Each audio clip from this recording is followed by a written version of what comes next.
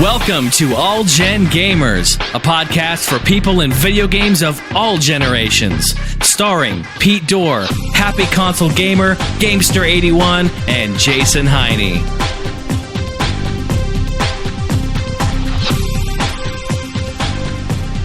Good evening, everybody, and welcome back to another episode of All Gen Gamers. This is episode 42. And for those of you that like the Hitchhiker's Guide to the Galaxy books, that means we're in the meaning of life, the universe, and everything, and that's what we talk about every week. That means the answer is 42. I am your guest host this evening, Rob Man. Hello! And with us this evening are, as always, Johnny Millennium, host of Happy Console Gamer. Hey, I'm Rob's boss. He signs my non-existent paychecks, so be nice to him. As well, we're joined by John Gamester81. How you doing, boss? What's going on, man? Very, very little, and I'm glad for that. Nice. Also, we have Pete from Pete's Games Room. How you doing, Pete? What's going on, guys? And, of course, the man behind the mic, the man with the magical powers of sound, Jason EMU Review Heine. How you doing, big man? I'm wonderful, Rob. Thanks for being here. Hey, thanks for having me. I'm really excited to be here. We're really happy to be here, too. I gotta say, Rob's enthusiasm, he's on fire tonight. He's just so excited to be on.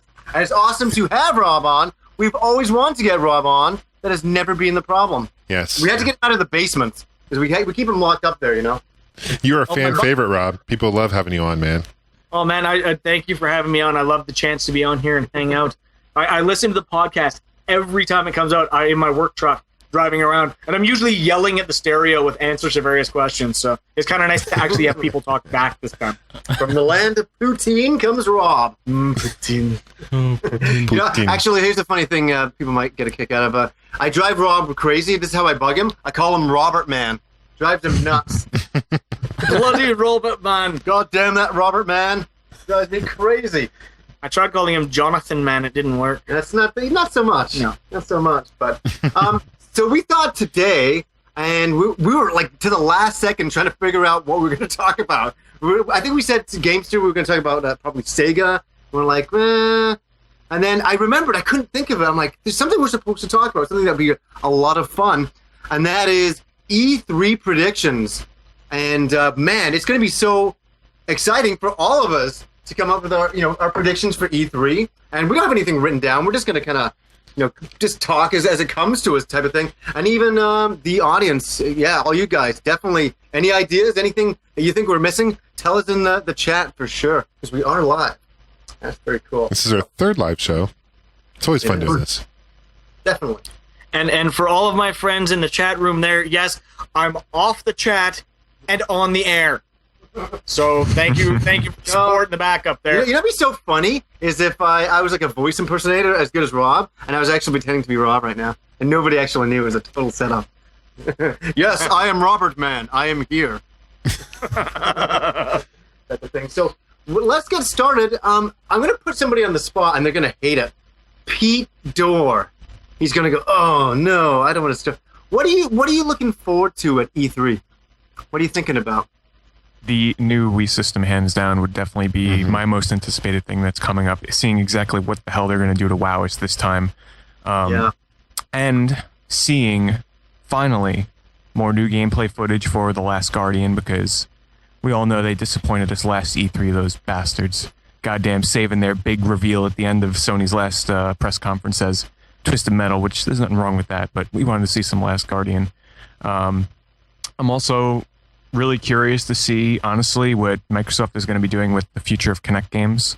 I know they teased some stuff last time, but I am very curious to see where the Kinect is heading. Because so far, honestly, the Kinect is still... Well, let me just say this. Child of Eden delayed on the PS3, so definitely I am buying a Kinect, without a doubt, day one for Child of Eden on the Xbox 360 Kinect. But I'm still curious to see what other games I'm going to want to buy for it.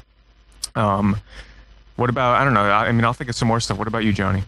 That's a huge topic. I'll just throw over to everybody, but I'm kind of wondering, I'm just wondering what Nintendo's really going to show. I'm really excited about Nintendo. What do you think, Rob? Yeah, I am beyond excited, and this is funny, because Johnny will tell you, the last few years, console launches to me have been, not so excited. I don't know what happened, but for some reason, this brings me back to the old Sega Genesis Super Nintendo thing, where it's this off-timed, out of nowhere, new system, and there's no solid facts about it. I know. I cannot wait, because the Wii was awesome, but if they're going to do something HD, and they're going to do something that hits the wow factor for the hardcore fans, I'm going to be foaming at the mouth like an idiot. It's going to be great. So I can't wait for that. And I want to see if Keiji Inafune is going to bring his new company out for this E3 and announce some games. There's so many companies going to be showing so much stuff. Like, what's the other? Like, it's Microsoft. Are they going to? Where did the rumor come from, Pete? Do you know where? I think there's a rumor saying that Microsoft's going to show the next console for them. It's total rumor. I haven't heard that. No, I haven't heard that. I heard 2012 or 2015 they're going to. But they might show 2014 is supposedly when they're going to start bringing out, Microsoft and Sony, at least, their new consoles, but I haven't looked into specifically any rumors yet on if they're going to be showing a new console. I think they can't, honestly, because they just revealed the Kinect. They have to focus on the Kinect and show why people still need to hang around their old 360s instead of revealing a new console. I think maybe next E3 we might start getting reveals. Yeah. I don't know. It's kind of strange. Like Sony, what's Sony gonna be bringing out? Like NGP. Sony better bring out some online. What's Sony going to be fixing? Yeah. They're gonna announce their whole new online strategy. They'll finally announce. Sony, it only does bankruptcy. Yeah. Which They lost a was lot of also shares. Go for it. it was also revealed. I just read on Joystick today that supposedly PSN is not going to fully be back up until the end of May. Yeah, I read that too. 31st. Yeah. Ridiculous. End of What? May. Really? Yeah, I heard about that. Yeah. So at that point, it's been like a month and a half. That's crazy. Crazy. Still no SOCOM for me. Crazy. It'll just have to wait. I bet everybody's like, I didn't buy the new SOCOM. I'm a big fan of SOCOM too, but I bet a lot of people are so bummed out about getting the new SOCOM and they can't play it online. Yeah. That's driving everybody nuts. I hate to be kind of a jerk about it, but honestly, everyone kept, especially the Sony fanboys, and I'm not a fanboy of any system, but the Sony fanboys, but ours is free. Well, you're kind of finding out you get what you pay for. Yeah. Because now it's free, but it's not there. Microsoft, on the other hand, has such tight security, they're never gonna have that problem, So, thankfully, they're still going. But I wonder if a lot of people are now going to start jumping to Xbox from Sony because their online is out. People have short-term memories, so I think give it a year, people will forgive some. I mean, even less than a year. If they keep coming out with the exclusives that they have been, God of War, SOCOM, games like that, I think people will be easily forgiving. And when it comes down to it, you guys really, it's like, let them take as much time as they need just to get it right and get it fixed. I mean, we talked about this last time. Whatever. Yeah, no, I mean, absolutely. Do it right and do it right the first time. For me, as I said before, it's a free service. I'm not going to really bitch about a free service. If it's not there, I wasn't really using it to begin with, so it's okay. That's why I got Xbox or whatever. So, Xbox Live, anyways. So I don't know. Gamester, what are you expecting at E3? Well, kind of like you guys, I'm excited for the new Nintendo system. I'm going to be really disappointed if it's just like a Wii with HD graphics, or I'm hoping it's going to be equivalent to, what we see graphically to like the 360 or the PS3.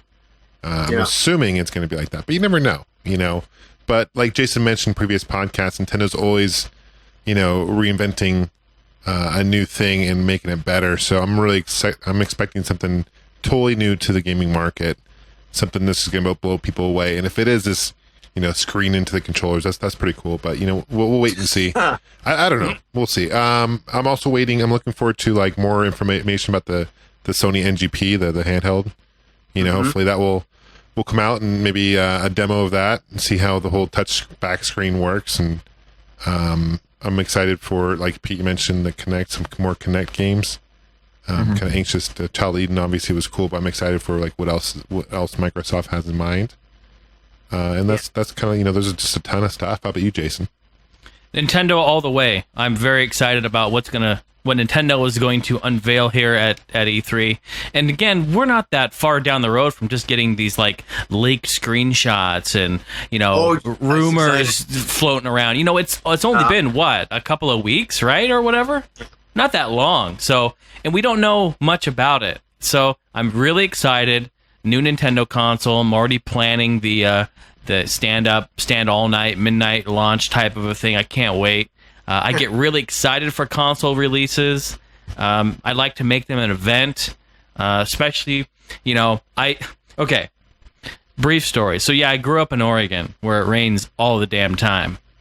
So my console releases, depending on the time of year, would either be wet, they would be cold, they would be miserable, they would be snow jacket, right?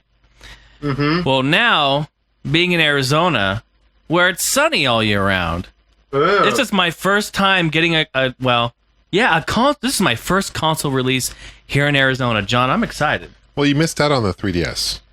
I did. This is true. You missed out on the 3DS, which was... There's a lot in the stores. But you know what? I don't think that release... Well, see, now there was a whole big shindig there in New York at Best Buy, right? Pete, you were there.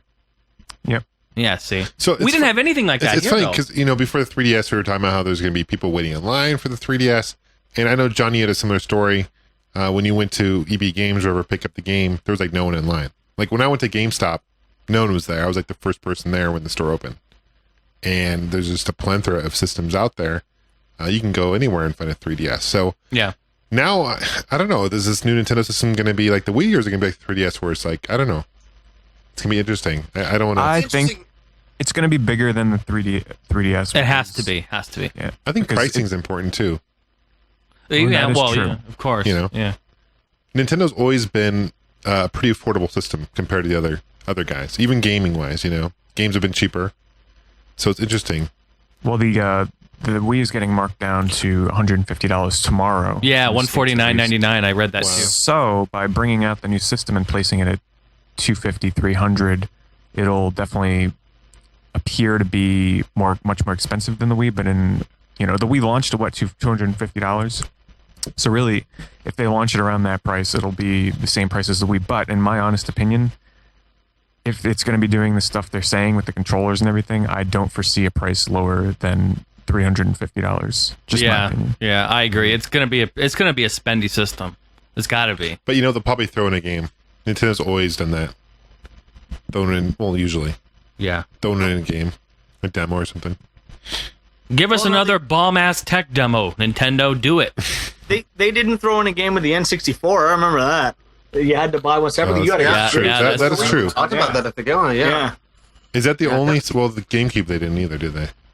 No. They make more money these days making you buy the game separately any day of the week. That's a great point. And when Nintendo the 64, when that launched, no, they did not. But later on down the road, when they started making all the fantastic different colors and the Pokemon edition, then they started to pack in games. Remember the Star Wars Racer one. Star Wars Racer. There was Donkey Kong Country 64. All those different Pokemon. Yeah. Yeah. Pokemon. You know what? Do you know what I find interesting is, what are we all mentioning here? We're all mentioning the most exciting thing to us at E3 is the new Nintendo machine. Yeah. I just find it absolutely fascinating. And you know what's going to happen? There's going to be so much hype that no matter what Nintendo throws at you and shows, you'll be like, well, it looks okay. You know what I mean? Like, I think they're raising, we're raising the hype level. I don't think Nintendo's done anything wrong. It's going to be like episode 1. When we go to see it, it's going to be like, oh, it's the next generation Mario game. It's another Metroid. Oh, cool. But I think everybody's going to feel a little let down maybe afterwards. I'm just guessing. You know what I find funny, actually, is they haven't said a damn thing other than there's a new system coming. And it's us, as their fans, that have generated this insane, rabid fascination. That's what Robert's trying to talk about before, is what is hype and what is reality, about this new machine.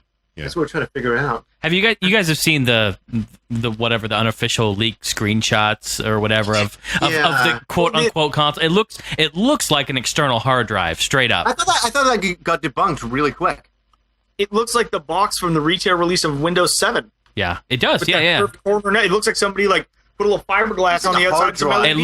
It looks like Western Digital external hard drives. I'm looking at it. I got a couple of them. They look exactly like that. So that's what I'm leading to believe, is that somebody made that. Check it out. They just took a freaking case. But who knows? Who knows? Mm-hmm. If that's the final product, I think it's pretty damn ugly, in my opinion. You talking about that thing sitting on the table? It's like a dark gray color or something. Yeah. I think the Wii's ugly. I love the Wii. I think it's think okay. I love how small it is. I'm a fan of small consoles. I'm sorry. You I love do mine. know that's going to be edited into another porn thing. Look how small it is. He likes them small. What do you think is ugly about it? But the Wii? Yeah. I don't know. It's square. It's kind of. You don't think it looks beautiful when you put it on its side in the cradle and you set it up and it just like the blue light in the front when you get a message or nothing? You're one of those vertical guys, huh? Horizontal. I do the horizontal mambo, baby. It looks like a package for an Apple product, really. Yeah, it does. All right, fuck everyone then. Fine. I think I it's didn't ugly say that too. was ugly. I just Do you? said Do you think it's ugly? for an Apple I like it. I like it. Do you? Yeah. I do too. Yeah. I like the way the disc drive glows. Yes. Makes me happy. Rob, you and I will get together. We'll just sit around and just stare at it. Absolutely, it talks to me when I. Hey, you know stare at what? You know what? And you know what? We're gonna have something else there too. You know what that is? What's that? Putin. Oh, poutine for sure, buddy. But you have to drink Molson Canadian when you eat it. I'll do whatever. I'll do whatever it takes. Jason's just upset because me and Gamester, or I should say Gamester, posted that video of myself and him having poutine, and Jason was like a maniac when he saw it. He was deleting comments. He was like swearing in there. Oh, yeah, it was really funny too. Everyone in the chat was like, "That one thumbs down must be Jason." It totally wasn't. I've never thumbs down one bullshit. You know video you do. on YouTube. Period. That's true. I don't angry. thumbs down. He even Okay, got maybe his I did. girlfriend Maybe I to did. make- He even got his girlfriend to make a YouTube account so she could vote it down, and then she got her mom to do it. Hey, so while we're on the topic of poutine, I came up with a really fun contest. Okay, and this is for Jason's Facebook. So for those of you who have poutine in your area, take a picture of it and tag Jason and spam. Jesus, you spam his motherfucker! Facebook. Jason Heine, the emu. Look him up. If you're not friends with him already, by all means, shame on you. Be friends with Jason and tag him, spam his fucking wall on This Facebook. is bullshit, and we're live. And- You motherfucker! I and- can't edit it out. And, The whole hey, family. and for those who do that, I'll give you a shout out on the next podcast. I'll You mention your are a name. cocksucker because there's gonna be like millions of people. You know what? I'm gonna do a little video for the All Gen Gamers page for that YouTube account, and it's gonna be cooking with Rob Man making poutine for Jason Heine. Yeah, who's Oh my- not there, so I'll have to eat it. The funny because Exactly. I get people freaking tag me on poutine photos. I've gotten like 5 of them already on my wall. Yeah. So I'm like, it'd be funny to spam the shit out of Jason's. Yeah, real Fucking funny, wall. dickhead. Real funny. Well, I guess somebody said that they deleted their Facebook. Restart a Facebook account to send Jason a picture. Yeah. Putin. Putin. Absolutely. So Oh, Yeah. good stuff. Well, I have a topic that Rob and Johnny, I'm sure you're very excited for, but Lorok earlier in the chat wanted to know what your thoughts are on the recently revealed Guardian Heroes HD remake. yeah. May I? Yeah, sure. You go for it. You know what? Yeah, I'll let Rob take it. When I found out about that, I think a small portion of my brain exploded out the side of my head for several reasons. The number one reason was that's such a forgotten gem and such a beautiful game. I played the crap out of that with my brother and my dad when it first launched, and it was made for live. Between the 4-player story mode and the like multi, I think that's up to 12-player battle royale that you can have in the fight pit. It was just designed, and the fact that they're going to give it the HD touch-up and that they brought back, I don't know if you guys know this, they got the original development team that made that game. They found every single member and brought them back to do this HD re-release entirely by the same guys.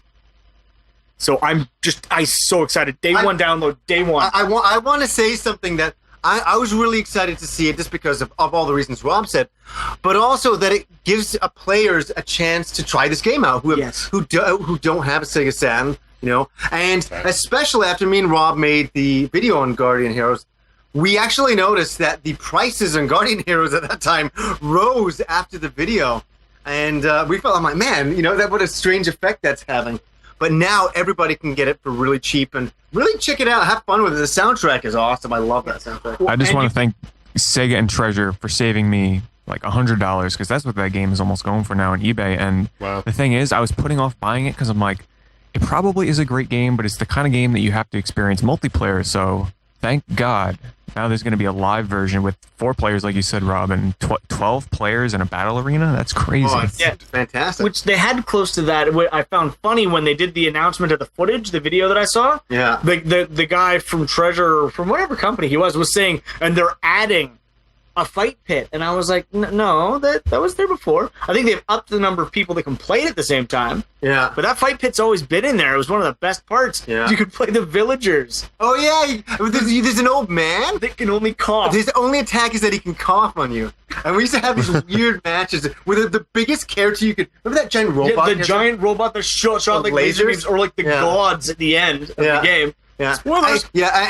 Versus the small coughing man. And we'd have these matches. It was awesome. I love those matches. You can definitely try that out. Oh, and just for the record, on Facebook, Jason has been tagged. A beautiful poutine, it's called. Already? Let me go look. Let me log in. I'm not even logged in here. Oh, God. By Play Lives. Me and Rob know this gentleman. Oh, Jesus, I got 7 already here. What the fuck? No, people? are you serious? I love That's it. hilarious. Yeah, look at that. I'm getting tagged left and right, dude. Son of a bitch. Son of a bitch. Oh, my Love God. you, Jason. Oh, look at that poutine. Oh, that's some tasty looking poutine. Wow. Wow, No, that that is beautiful. That's a beautiful. Look at that thing. Yeah. Alex Holmes. Beautiful tag there, buddy. Guilty pleasure. Jeremy Carlisle. It's got to be a different picture, guys. Guilty pleasure. Don't do the same picture Yeah. over and over. It's got to be a different picture. Come on, that's no fun. Oh, now that is a to-go poutine. Jason will never have it. That's what makes me so happy. Fuck you, I'll fly up there. We'll get it. Hey, you're supposed to be coming up because I'm supposed to be making some enchiladas for you too. What's up? Yeah, totally. It's gonna happen. You're supposed to hang out at my place. We'll drink beer and eat enchiladas and stink the place up. I know. It's gonna happen. Well, we're going to PAX, so PAX Prime will be up there, but we're gonna have to do a special trip. The border. Have to do a special trip just to Canada for that. It's worth the trip. Yeah, sounds good. We'll line up all the Eskimos at the airport, and we'll put you on the dog sled and take you to the Burger King igloo where you can have some poutine. Yeah. Poutine. Can't wait. Can't wait. You got to sneak some across the border, guys. Dude, I'm getting hit left and right here. I love Jesus it. Christ, you people. John, you asshole. Okay, all of you homebrew game makers out there, you need to make an RPG, Jason and the quest for his poutine. Yeah, I'll do all the audio. It's going to be like 5 fetch quests to get the ingredients for the gravy, to get the potatoes and the cheese curds, and then he'll have to cook it up in the alchemy pot. Yeah. I like it. Oh, man. So, actually, another thing I mentioned, this is no surprise, and you'll probably get a kick out of this, Pete, as well, is that I think they're going to announce Dragon Quest X.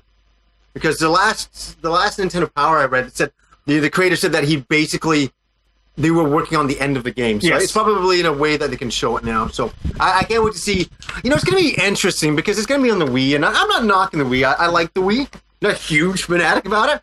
But to see what they can squeeze, because it's going to be level 5 that's going to do it, right? So what's level 5 going to be able to do the Wii's power? It's going to be pretty. You just reminded me of something. Speaking of level 5, I want to see, please, for God's sakes, the localized version of Kino Kuni, I believe it's called, the level 5 Studio Ghibli game RPG on the PlayStation 3. All right, the DS version would be great with the book, but I want to see that PS3 version. That game looks phenomenal. I want to see that localized. And I think they recently announced Xenoblade to be localized in Europe, so I want to see that come over to America so that I don't have to buy a PAL PS. Or Am I losing it? Didn't I hear it's coming out over here in America, though? Is it? I might have missed it. I know it's coming out in Europe. Yeah, I remember that, but I remember hearing an update. Maybe I'm hallucinating, so I often do. That's awesome. Yeah. Also, on the topic of level 5, maybe I know I'm grasping at straws, but could they please make a sequel to Rogue Galaxy? Oh, that'd be good, eh? Oh, I would love to see it. Oh, yeah, next gen. Like on the 360, that would be fantastic. I like a good old, Japanese role-playing game again on a console. Well, something else that just came to mind too. Speaking of the Kinect that we were talking about before, a long time ago they announced that they were working on a new Steel Battalion game, wasn't it? That's or right. something like that. Oh, yeah, For the I Kinect. forgot about that. I want to see how something like that is going to work. You're gonna drop a fucking helicopter just in your front yard. There, fly it. If it's anywhere as hard as the freaking actual real one on the mech, original yeah. Xbox. That's crazy, isn't it? Yeah. Oh, man. Those things still sell for quite a bit of money, too. They're pretty rare. They do. To find all complete like that. Complete. Tell me about it. Yeah. Do you have one, Pete? Yeah, I bought it. Yeah. I bought it for like around Christmas time, so I know. Believe me. That thing's still sitting around. It's so it takes up so much room. It's huge. The thing is, once you put the controller together, it's like the biggest pain in the ass to take it apart. And It put wraps back in the around you, box. right? Well, kind You of. screw it in and everything. Yeah, and you have it's, to screw it in. You think there'd be like an instruction manual on how to do it? No, not so much. Nothing. There's the learning curve on that thing is so frustrating. But once you Oh, get the you hang learn- of it, it's actually a pretty good game. But oh, you're talking about the game itself. The game Yeah, itself. Mine, well, luckily mine came with a strategy guide, but let me tell you that strategy guide did not help at all because the learning curve in that game is probably one of the hardest learning curves I've ever had to deal with in any game. I played it for a couple of hours and I was just starting to grasp the game and then I stopped playing. So I should that would be a fun game to live stream. Have one camera showing me with the controller and then the other camera showing the game. That would be fun. what's so frustrating is they have that self-destruct button you have to hit, or self-eject button. I love that And, part. well, it's cool, but unless you know, if like the first time I went really far into it, I died and didn't use it, and there's no continues, there's no save. Like if you have to eject yourself before you die in the game, otherwise, you know what I'm saying? Well, it I deletes your feel- game Or save. it deletes your game save. I feel bad because I've never played it, and it looks like a blast. It's not as much of a blast as you'd hope it would be. Unfortunately, Well, it's very just a great intricate, controller. right? It's very intricate. Yeah. Yeah. It's such a unique experience, though. It's just so unfortunate that you have to go through such measures in order to experience it, which means you have to play it. You know, you have to pick that thing up for like $150 and hook this big mammoth thing up and play it on an original Xbox and such. But I'd say it's worth it just for the experience. Even if you hate the game, you can always resell it. Unfortunately, shipping would be a pain. But I think it's worth a try if you're a fan of, mech games or strategy games or shooter games. Yeah. My Facebook is Driving getting games. fucking lit up with poutine. What? Are you We're over here serious? busting up laughing because my Facebook is just completely full of poutine. People are gonna think I'm a fucking fat ass. Oh my god! Look at it. Oh, I blame 100% John, Gamester. what's this? I love this one. Heroin, cocaine, poutine. That is awesome. Oh, That is yeah, it's amazing. funny. Anyway. Oh, you know what? You know what came out this last week here? For all the Nintendo Wii shooter fans out there. I know there's some of you out there, myself included. The Conduit 2 came out. And I'm not sure that any of you picked it up. Pete, did you pick that up? Sadly, that game came out at the worst possible time. Reason one, I am tired of shooters. Reason two, it came out in the middle of a ton of other games that were much more, appealing. Mhm. It came out on the same day as Mortal Kombat, Portal, and freaking the hell, SOCOM. Yeah, it was a And- big day. Honestly, the first Conduit was a huge letdown to me. I didn't care for it too much. Yeah. Mm-hmm. I got caught up in the hype because for those that don't know, the Conduit was like, besides Red Steel, the Conduit was like the first true first-person shooter to come out on the Wii. And I say true meaning that, traditional style, no swords, none of that crap. It was just straight up first-person shooter with online play. So it was getting all hyped up for that. And then it comes out and everybody realized it was just that standard old first-person shooter. Yeah. So they couldn't convince me really with the second one. All right, so your answer is no. The answer is no. John, did you get it? No, I didn't Nope. get it. I didn't play the first one, to be honest with you. Oh, okay. Well, that's a game that I'm really interested in, and I hope that they fix some of the problems that they had in the first one. But from early reviews and some people in the community talking about it, it sounds like it's a pretty good game. And talking about it's probably the real true shooter on the Wii. So I'm looking forward to it. I mean, I really enjoyed GoldenEye. I'm still playing that on the Wii, so I really enjoyed that. But so I haven't picked it up yet, is what I'm saying, and I'm going to soon. And so yeah, I probably hear. Within the next month or so, my views on it. So I'm looking forward to that. Other than that, that's about all I got for that. Did anyone get new Portal 2? Oh yeah. Let Rob talk about Rob, that. I know you were talking about it when we were explain. Okay, you know what? I borrowed the first Portal off a friend of mine about a year and a half ago and just sat on it. I never actually got around to playing it because things kept coming up. Portal 2 launched, and he asked me if 2 days after it came out, he'd finished it. He said, have you played the first one? So I, one day, finished the first one. Most amazing gaming experience I have had in years. because it's everything I love about first-person shooters and everything I love about really mind-twisting puzzle games with a physics engine that makes your entire consciousness turn to silly putty. Because it's so wrong what you can do with a portal gun. It just shouldn't work. Gravity goes all up and crazy. It's just bizarre. And then the second game took what was basically a tech demo that lasts a few hours and made the story so fantastic with just the right twist of really good dry humor. It's a game that everyone should experience. Honestly, if you don't have the Orange Box or Portal 2, go on, turn this off right now, stop listening to the podcast, get in your car, go buy it, come back, and then we'll talk. Don't worry, I'll wait. Are you going? All right, your car started. They got it.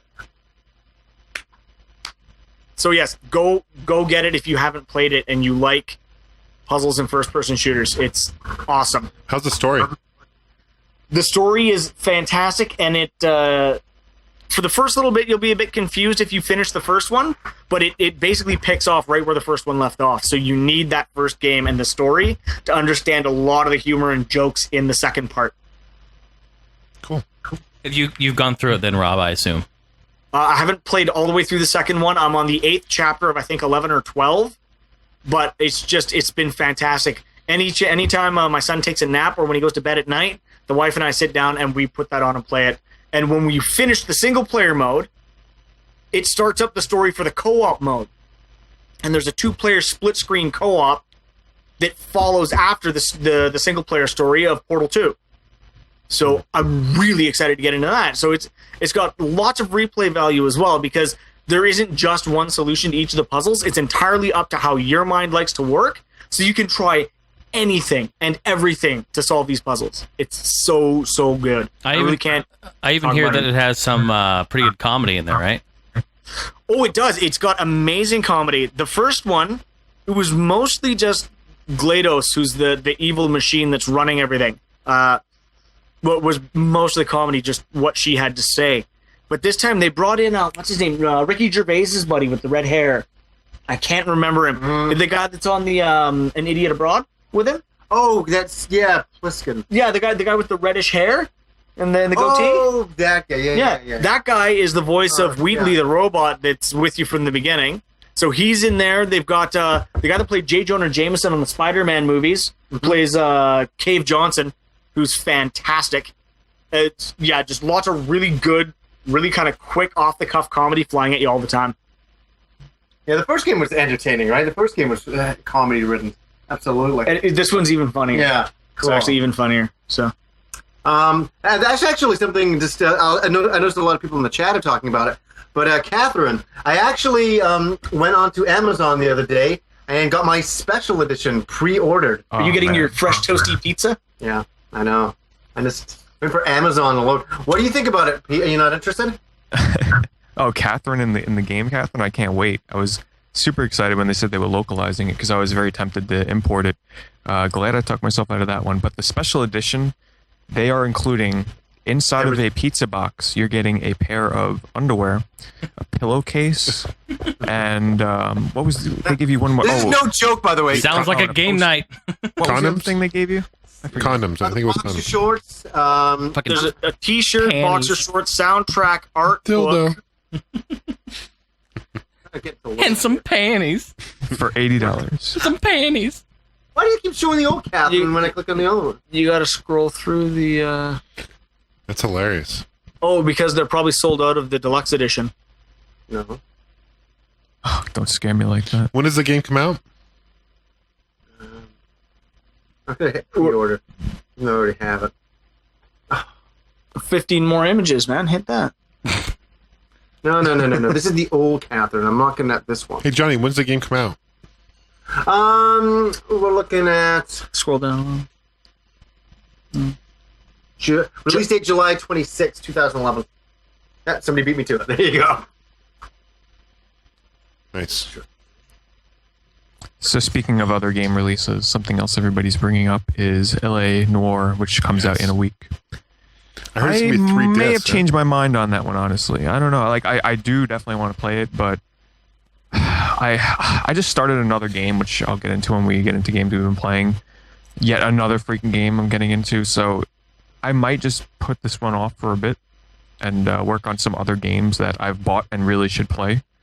But I know, John, you were looking forward to it. Yeah, no, I am excited for it. I didn't play it at PAX East. Unfortunately, I saw like bits and pieces of it.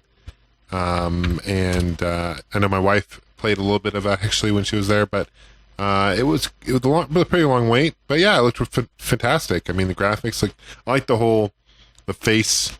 You know, you can tell people are lying, and it's kind of choose your own adventure. It's depending on what you say, kind of change the outcome of the game. I think that's really cool. I've heard it's supposed to be like 3 discs. I heard it's huge. You guys hear the same thing? Maybe on the 360 version. Yeah. There's 3 versions, probably 1 disc. Right. Which one are you going to get it for? Yeah. Now, when's it coming out? Probably the 360. Yeah. Unless there's some other difference between discs, which I don't mind. Mm-hmm. I like that whole time period, though. You know, 1930s, 1920s, whatever. See, that's the thing. I really don't. I'm not a fan of that time period with games, but the game does look stylistically appealing in terms of its approach to the gameplay, like you said, with the facial recognition where you can tell when they're lying. That to me is probably like the coolest thing. That, you know, Heavy Rain was pretty advanced with their facial expressions, but this game is just taking it to another level. And there's another weird thing in that game. If you actually look at the characters' crotches, you can tell when they're aroused. Bang. Seriously, so watch out for that, okay? Nice arousal. You can get raped in that game, I hear. That's what they call the bonus edition. Yeah, the boner. So what about Brink? Are any of you picking up Brink tomorrow? No. What's Brink? Should I be picking it up tomorrow? Brink is a new shooter that's coming out that's co-op focused. A lot of comparing it to Team Fortress 2. But I'll be honest, I just watched the gameplay trailer for it, and I don't really see, besides the obvious class, the classes that are in the game. So it's a first-person shooter, and there's 4 classes: the engineer, the kind of spy operative, the soldier, and the medic. But other than that, I was watching the gameplay. It's a co-op based game, from what I understand in terms of the single player. Now, I'm sure people in the chat are probably going to start yelling at me because I don't know the specifics on it. But besides the classes, I don't see the comparison to Team Fortress anymore, you know? Sure, you have 4 different classes, but just watching the gameplay, it looks like it plays nothing like Team Fortress. The engineers apparently don't even put down turrets, from what I've seen. But like I said, I don't know. I'm just so tired of first-person shooters. I think I'm going to pass on Brink, you know? Yeah. I'm not running up for that one for sure. Not really too interested in that. But sorry, back to Catherine. Yeah, it comes with a pizza box. Everything's in that. T-shirt, music CD, art book, boxer shorts, and that's really about it. And that's like all that for only $79. Are you gonna get that, Pete? Are you gonna get that version? Of course, I'll get that version. It's so weird and unique that you just have to. So how big is a pizza box? Is it a small pizza box? I'm assuming it's probably, you know, pizza for one kind of size. Single box. size. Yeah. Regular pizza size. Yeah. Do you know the funny? To be absolutely honest, I don't even really know what the game's about. I've seen some of the. It looks like you solve puzzles. Yeah, the gameplay is not what you expect. It actually blew me away when I first saw it. But it's actually like, I'd say 70% puzzle game. Yeah, I know. That's what I saw. The other 30% is like a story-based love triangle kind of game. Yeah, it's a very mature Japanese anime-style storyline to it. But the puzzle element to it, I was like, whoa, I had no idea this game was going to be like it. And apparently it's like a block climbing game where you push blocks around and try and climb towers in these horror-themed levels. It's definitely different. And there's another feature in the game as well where you can actually tell when the characters are actually aroused. So you also have to worry, watch out for that because you can get raped.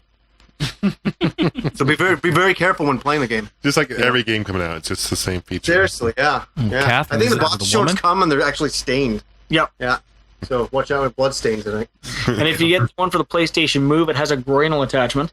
whereas the Connected gives you a new software update that lets it scan the groinal region and tell what temperature it is. Yeah. It's very important to know that kind of information when you're playing video games. What temperature is this? Boy, it's very hot down here. Jeez. Wow. So, what about like other things at E3? And what are you thinking about, Rob? What are you? Well, honestly, aside from Nintendo that we're all freaking out about, I'd like to see what they're going to do with the 3DS, because right now I'm excited. Okay, I've seen the stuff for the new re-release of the Legend of Zelda: Ocarina of Time. That's good. Yeah, it looks amazing. I'm sorry, it looks fan-bloody-tastic. And for all that I pounded my fist into the table and swore I wouldn't buy another copy of it, yeah, I'm gonna get that. And honestly, I know Legends 3. They're releasing that basically like the demo version that you can download through their e-service at the end of this month, which means I'm gonna have to scrape together the coins somehow and get one. My issue is I kind of want to wait, because when I got my DS Lite, it was literally 2 weeks later that they announced the Legend of Zelda Special Edition DS Lite.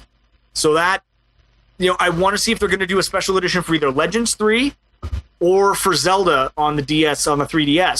But I don't want to miss out on that Legends 3 demo. Yeah. So there's that. And also, like I said before, I want to see if Keiji Inafune is going to bring his new companies out and show us what he's actually working on yet. Because since he left Capcom, he's been pretty quiet, aside from saying that he started 2 new studios. One to focus on film and entertainment media, and one to focus on video games. So I want to see what he's brewing, because I know it's going to be amazing. That's something a lot of people mentioning in the chat that we're totally missing is Skyward Sword. Zelda. I can't believe we're not thinking about that.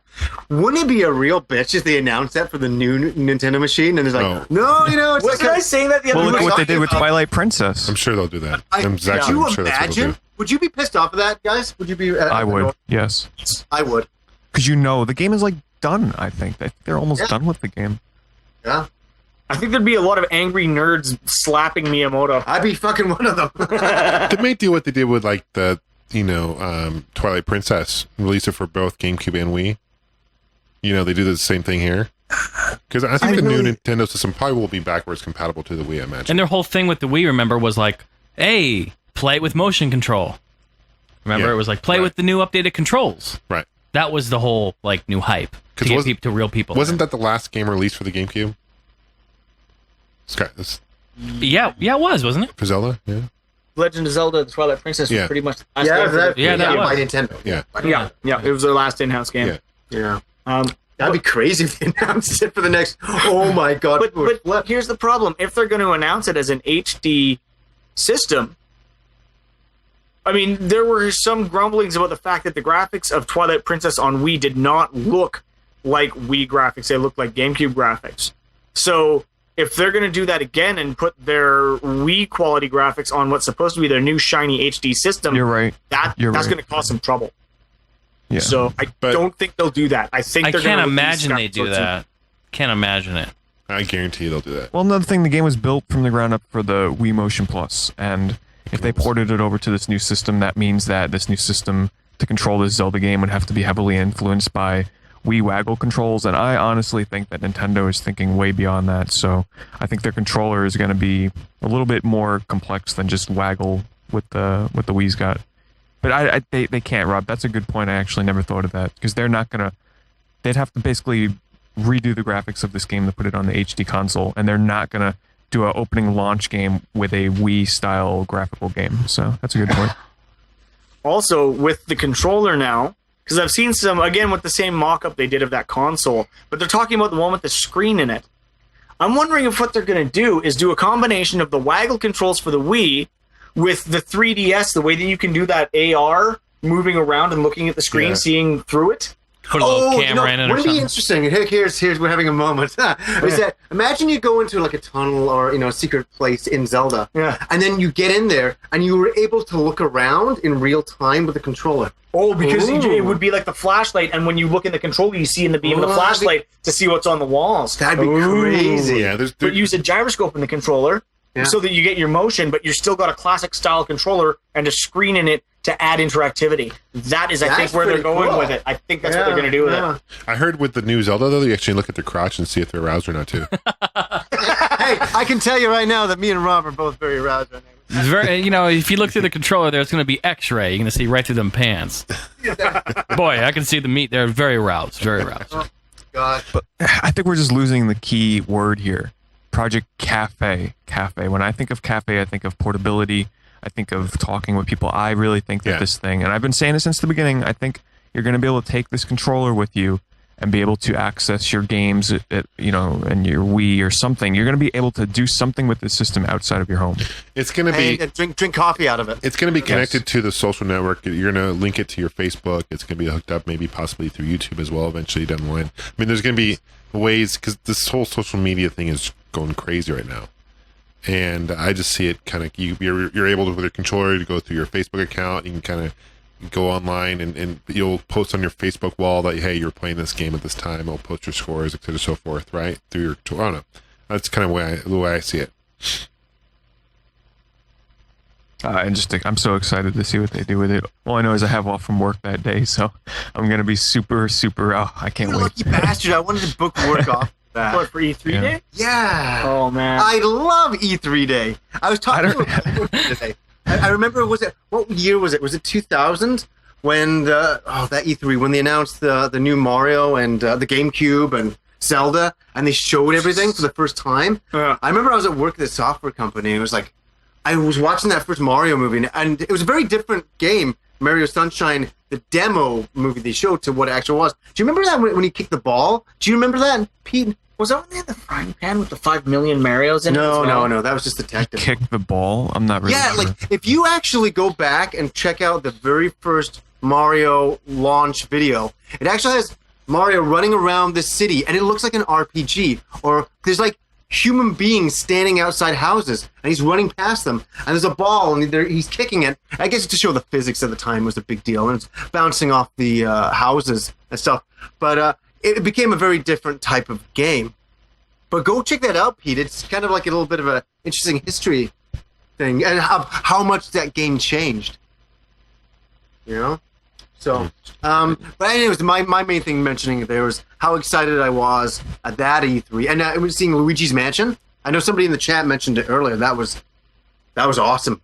Seeing that demo, seeing the video play, I was like, oh my god. So I hope I have that kind of reaction again. And Pete's gonna be sitting at home, and I'll be at work. Hopefully, who knows? I might go to Nintendo World for it. That's what I did last time. Oh, that's pretty cool. Oh, nice.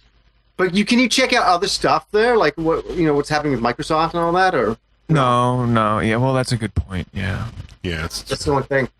Because I did miss Sony's last time. Go to Best Buy. Yeah, there might not be food trucks at Nintendo World.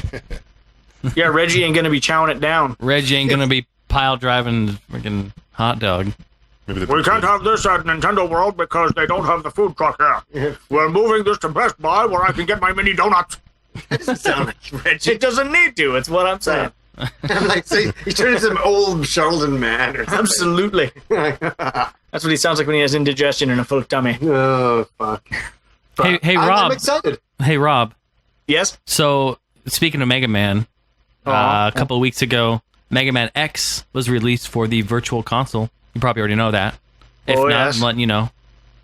Pretty cool. Thank you. Yeah, no, that was very. I know very you've got it. I'm just, it's just cool to see that it finally made it, and what a great game. I love that game, and there's been a major push for a resurgence in the Mega Man X series on a Virtual Console or a WiiWare, Xbox Live Arcade style platform, and I can think of one very big reason why that's not going to happen, and that's because Inafune is gone. Mm-hmm.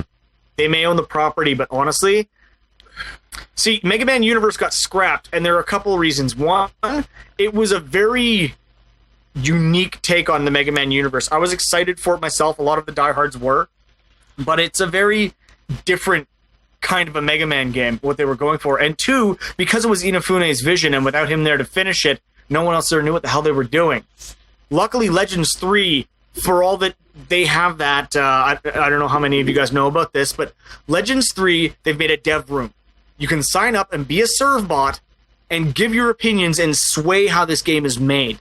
And it's the very first time that fans have had this much input on a game's development from the get-go. That's huge. But let's be honest, the meat and potatoes of this game was decided a long time ago. The story, the scenario, everything else was in place. There's a bit of artwork, some character appearance decisions, some of the townspeople in their dialogue they're letting people do, and they will let fans voice the game. But the actual main part of the game, Inafune flushed out, had it done, and it was ready, and that's his game. Universe was still in the early stages and wasn't, and it's now gone. So with him not there, I don't know if X is going to see a resurgence. I don't think it's going to come back, unfortunately. Some of the folks in the chat room were even saying, like, they didn't really know what they were doing with X7 or X8, and let me just cap it with this, because the X series review is coming up this year, so I'll go over all of it in detail, but the series should have ended with X5. Mega Man X5 was the end of the series. Inafune was happy with it. The ending was brilliant, emotional, and fantastic, but Capcom wanted to wring a little bit more and get X6, 7, and 8 out of it.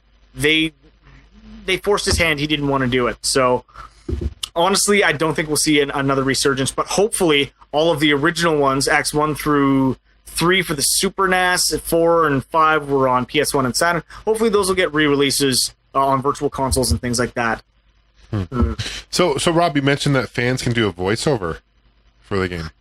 Yeah, when they originally announced the dev room, they made a list of the various things that they were going to have up for the fans to help decide with. The first major one was the new female lead character, because there's always been Tron and Roll, but they had a new female lead they were going to bring in. They got to decide what she looked like from, I think, 9 or 10 concept designs done by various in-house Capcom artists, one of which was done by Inafune himself. And there was a big vote, and people could vote for the one they liked the best, and then the biggest voice of the community chose that. They got to choose dialogue for some of the villagers, but eventually, when the game is going to be dubbed, there are going to be about, I don't know how many characters fans will be able to audition for. And then the community will choose the voices they find most appropriate for those characters, and those people will voice act those characters in the game. Have you thought about doing that? Oh, believe me, when they announce it, I'm going to be all over that like a fat kid on a Smartie. I'm going to be just super in there, because I'll never get chosen, but it would be a big dream come true. Now, is that for American as well? Yeah, or is so that for Japanese? No, that's for the North American dub. They'll choose people from Capcom Unity USA, and the Japanese release will be people from Japan that will voice it. So when it's localized, there will be English voice actors that are fans doing it as well. Well, yeah. Pete's learning Japanese, so maybe he could do the Japanese one. No right? thanks. No? How is that going, Pete? How is the Japanese lessons going? Not too much progress. I've been pretty busy, so I haven't even had the chance to play much games, so not too much progress. Tyler said he would definitely help you. Well, that'd be cool. Yeah. He's like, yeah, I talked to him on Skype, and he's like, yeah, I'll definitely help him out if he needs any pointers or anything like that. Type of thing. So that's probably one of the better things to go through, yeah. Mm-hmm. Fuck you, Pete. Thank you. So any other E3 bullshit before we move on, or are we done? I'm really excited about Battlefield 3. Wow, I'm surprised to hear this. I know you are. And you know what? I get that from you. You know what's funny is I wasn't going to, I don't want to talk about this. I wasn't going to talk about it, but Okay, then don't then. okay, never mind then. Please, I want to hear about it. Okay, well, you know what the thing is I feel like the whole first-person shooter genre has gotten a bad rap within the last 2 years, 3 years. Yeah, for me, I've been bad-mouthing it like crazy. Well, the problem is you know what? It's not, these games are great. They're no different than a genre of role-playing or puzzle or action or, you know what I mean? They're just a genre of game. And the thing is we have to thank companies like Electronic Arts who have been spoon-feeding us games back-to-back that use the same game engine, that are rebranded, that all are almost identical, that do the same thing. I'm talking about the Call of Duty franchise. Mm-hmm. Now, the Call of Duty franchise is fantastic. If you remember back in the 90s, back in the early days when it came out, They had them on PS1. They had them on PS2. They had all these things. And they were great games. But in more modern times, that's how you say it, Johnny, modern times. We've just kind of been spoon-fed all this stuff. And I really think it's sad because everywhere I go, everywhere I look, I always hear all these people, yeah, Call of Duty sucks, man. It's so stupid. And even Pete tonight saying, I'm so sick of first-person shooters. The thing is I don't know why that they have to do that and ruin something that's so great. I know. I'm going off on a tangent here. But the thing is, I'm really passionate about these type of games. I've been with them from Wolfenstein 3D back in 1992. That was the first one I ever played, all the way up until to current. But the thing is when you have something special, when you can play a game with your friends and you work together as a team, and just being there, feeling like you're in that environment, it really is something special. And it's unfortunate that we have like the fast food restaurants of first-person shooters going around now, and everyone hates them. I don't know. I don't know why. I didn't really want to talk about it, but I just feel that it's bullshit, and I'm sick of them doing this. And I really hope that it slows down and calms down, because they're great games and they're a lot of fun when you play with your friends. And I don't think they're any different than any other type of game, except for the fact that they're just coming out too fast. Well, we haven't seen how many World of Warcrafts have we seen come out? Well, they have expansion packs, right? But how often do you see those? It's true. So that's just my point. That's all I'm saying. Welcome to Activision, though. This is what they did with Guitar Hero. They killed it. And it's dead. It's dead. They did it with Tony Hawk. It's dead. Dead. Yeah. Good point. So it's frustrating as it comes in. Like you said, with rebranding, they take Bond and they put the game engine with Call of Duty game engine or whatever. And it's the same game but with Bond. It's bullshit. It's bullshit because bullshit. I sit there and I play. I remember when the Modern Warfare, the first Modern Warfare came out, 2008, late 2007, something like that. And I'm like, holy shit, this is the most amazing game I've ever played. And I still think the Modern Warfare franchise, the Call of Duty, is awesome. I think it's great. I love all these games. Everyone's like talking shit. Oh, I hate Black Ops. I love Black Ops. I love all these games. The thing that everyone's hating is the fact that they're coming out back to back and they're the same damn thing. That's what they're hating. Mm-hmm. At least that's what I think. I'm going crazy here. Yeah, he's on fire. I think it's just because you didn't get any poutine. You're pissed because your Facebook page is spammed to hell right now. Poutine. Yeah, exactly. Let's do that about 25,000 times. That's how much you get spammed. Poutine deficiency does not lead to FPS supremacy here. That's right. That's right. Yeah. So anyway, I just wanted to bring that up a little bit, and I'm on a happy note, friends. I'm very excited to see what Battlefield 3 has to offer at both E3 and at PAX, because they're talking about the game's going to come out fall or winter of this year. That's all we've heard. I'm very excited. I'm planning on doing something very special for it. I'm going to come right home and do a live stream of the game. I'm going to play it all the way through. I'm going to play it all night. It's going to be a really cool event, just to show my love and appreciation for something like that. I really love the Battlefield franchise. A couple people in the chat room have been saying, Battlefield 3, what do you think? Well, God damn it, that's what I think about it. Give me some Tylenol. Give this guy some poutine. Give him some goddamn poutine. Give him some fucking poutine. He's losing it. He's losing his mind. He's losing Oh, it. Christ. It's like slapping John in the background there. John's like, hey, John, Jason, calm down. He's like, fuck you. And he's just hit a slap. Yeah. I just put his map. Wow. Jeez. Well, I do agree with floor you, right now. Jason. John, are you okay over there? What? Yeah. What? Get up. He asked you a question. God damn it. Dude, I got knocked the fuck out, dude. What's going on? No, what were you saying, though, John? You were saying something to me. Get to the door. Get the hell out of there. He's lost his mind. He's gone crazy. Throw a can of gravy and some cheese curds at him and get the fuck out of there. I'm scared to talk because he's going to hit me. Please don't hit me. Don't make any eye contact. Just get out of No, I agree with you, Jason. It's bullshit. It's not just Activision's not the only one guilty of it. I mean, EA does it too. But I'm a big fan of first-person shooters too. It's just I think they milked it. They're milking it. Yeah, it's sad. It's really sad. I'm really upset about it. Well, unfortunately, the first stepping stone up out of cash gaming seems to be sports and first-person shooters.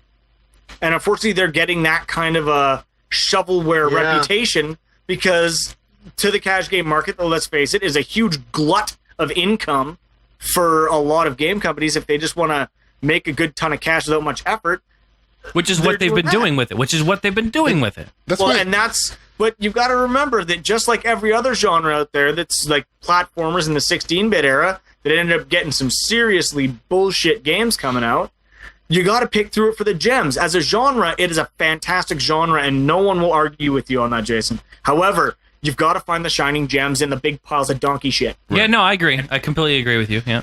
And I think that Bad Company 3 is going to be one of those. Rob, can I be honest with you? Yes? I don't buy sports games anymore. Yeah, because can I make a comment on many, right? Can I make a comment on that too? They come out every fucking year. Madden comes out every year, and really, what's the difference between the two? Can't they just come out with like downloadable content? I agree with you. I agree. I actually work with a guy who's a Madden fanatic. Every year, here's the funny thing. Every year, he buys the latest one. So I lied to him the other day. I'm like, hey, dude, I said, so the new Madden's out. Eh? He's like, what, really? Really? I'm like, no, I'm just kidding.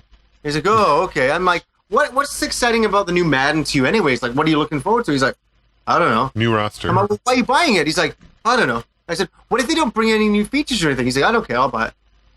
You know what I mean?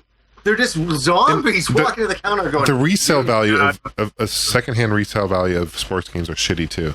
Totally. Have you walked into any game place, dude, they're just stocked with sports games. Yeah. Stocked with them. That's the thing. And I mean, really, when it comes down to it, the last 3, 4, 5 years, whatever, we're talking about first-person shooters. Dude, the sports games have been doing this since the late 90s at least. Earlier than that. If you go, Gamester, Gamesters all over the U.S. Going to these used video game stores and all that. You can honestly say that if you go to any used game store, what do they have tons of? Madden. Sports games. And we're talking from the Genesis up. Super Nintendo up. Yeah, absolutely. Yeah, Super Nintendo, Genesis days up. So if you go in there and you're looking at the Genesis games, which I'm always checking out, it's always the old sports games. I'm It's safe to say like 60% of the games they have are probably sports games. Yeah, in many cases, always been happening. Yeah. I don't think it's anything new. Because people don't want them anymore because they get the newer version and then the resale value is shitty. Because they don't have a very strong shelf life like most games do. Yeah. Well, and they mass produce them in such numbers that it's not like some sort of a limited edition game that you're going to get, it's ultra rare to find a copy of it. There's 2 billion of the god. Oh my god. You actually have a complete in-package NBA 96? Dude, that's got to be worth $7. Hey, did you hear the new Madden special edition? Comes with a giant jock. And you stick it on your head. Hey, folks, John Madden here. The last sports game I bought was the new NBA Jam. And that was it. Probably because it was unique and different, But because it takes you back to your roots, right? It took me back nostalgic reasons, but they don't release NBA Jams at least anymore. That they like. Well, they milked that it was going to be freaking included for free with what was it, NBA Live? Yeah, 11, and they just never came out. Turned it into a full retail game. Yeah. And I'm not trying to bring on a war zone here. I know a lot of people play the sports genre of games, stuff like that. Sure. And I have lots of close friends and family who are really into Madden and all that. But all I was wanting to say is, look at the comparison here. What's this big hoopla over shooters, people? The sports have been doing this for years. No one says shit about that. Yeah. It's like, come on now. Give it a rest. Rough. I just kind of believe that. I just kind of try and make myself believe that sports games don't exist because I have zero interest in them whatsoever. So I don't acknowledge them. I bought Perfect Dark, Pete. Oh, on Xbox Live? I downloaded it. How is it? Great. How much was it? 800 points. Nice. I don't know what that translates to dollars. It's probably better that way.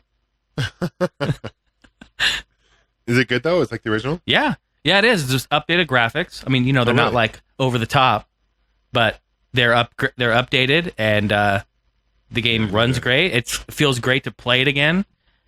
I think it's the closest we're kind of going to get to a true old school Rare game. That Rare did. Yeah. Because I don't think they have the rights to GoldenEye. Right. And the levels and all that. But this is exactly intact like it was on 64. It's fantastic. Well, I think it's funny because with GoldenEye, I think they have the rights to the levels. They don't have the rights to the GoldenEye name. Right. It's kind of weird, but it's all screwed up. But no, Perfect Dark is like one of my favorite games for the N64. Yeah, and it's multiplayer, so we should. See, I'm down. Yeah. For she's. Let me talk about that a minute. I'm pissed. He's so angry. Just kidding. I love you guys. I'm pissed there's no liquor, sure, dude. We were trying to get the iPhone gun app going, but for some reason it's got no sound. God damn it. That's what we were fucking around with there for a bit. Sorry. Usually Our Jason's joke got- is ruined. Jason's got the Humor hookup with is snacks. dead. He's nothing, man. He's hitting me and not feeding me. What the fuck? Just letting you know, I just opened up my iPhone here. I got 50 emails. Just 50. Shut up, really? It's fucking Pictures of poutine. poutine? It's bullshit poutine. All kinds of. Poutine, really? Yeah, I got. Oh, there's more. Do you have an iPhone? Yeah. See, but then you should be able to get poutine because there's an app for that. Signed, sealed, delivered. Yeah, I'll show you the goddamn poutine. Oh Shit. my god, it's a full-blown assault on Jason. Oh my god, there's a poutine pizza. Ooh, I haven't looked, but I know it's blowing up right now. wow. People are crazy. You That is just so got funny. majorly... You got poutine. You got poutined. I love it. That's like getting Will Wheaton to the next level. Yeah, where is Because that Will Wheaton? Potatoes and cheese curds just went, I'm busy. He's gonna be at Comic-Con in Phoenix. Yeah, we're going there too. Also, Yeah, we are going to Phoenix Comic-Con. what's beautiful is that John and I both, we have something. What? We have the media pass. We're Yeah, going we in got media hot. passes. We're going in Oh, hot. damn, and I was heavy. going to guess syphilis. Shh. So you have the media pass to what? To Phoenix Comic-Con, So what, that allows you to get into the nerdiest room that exists there. pretty much.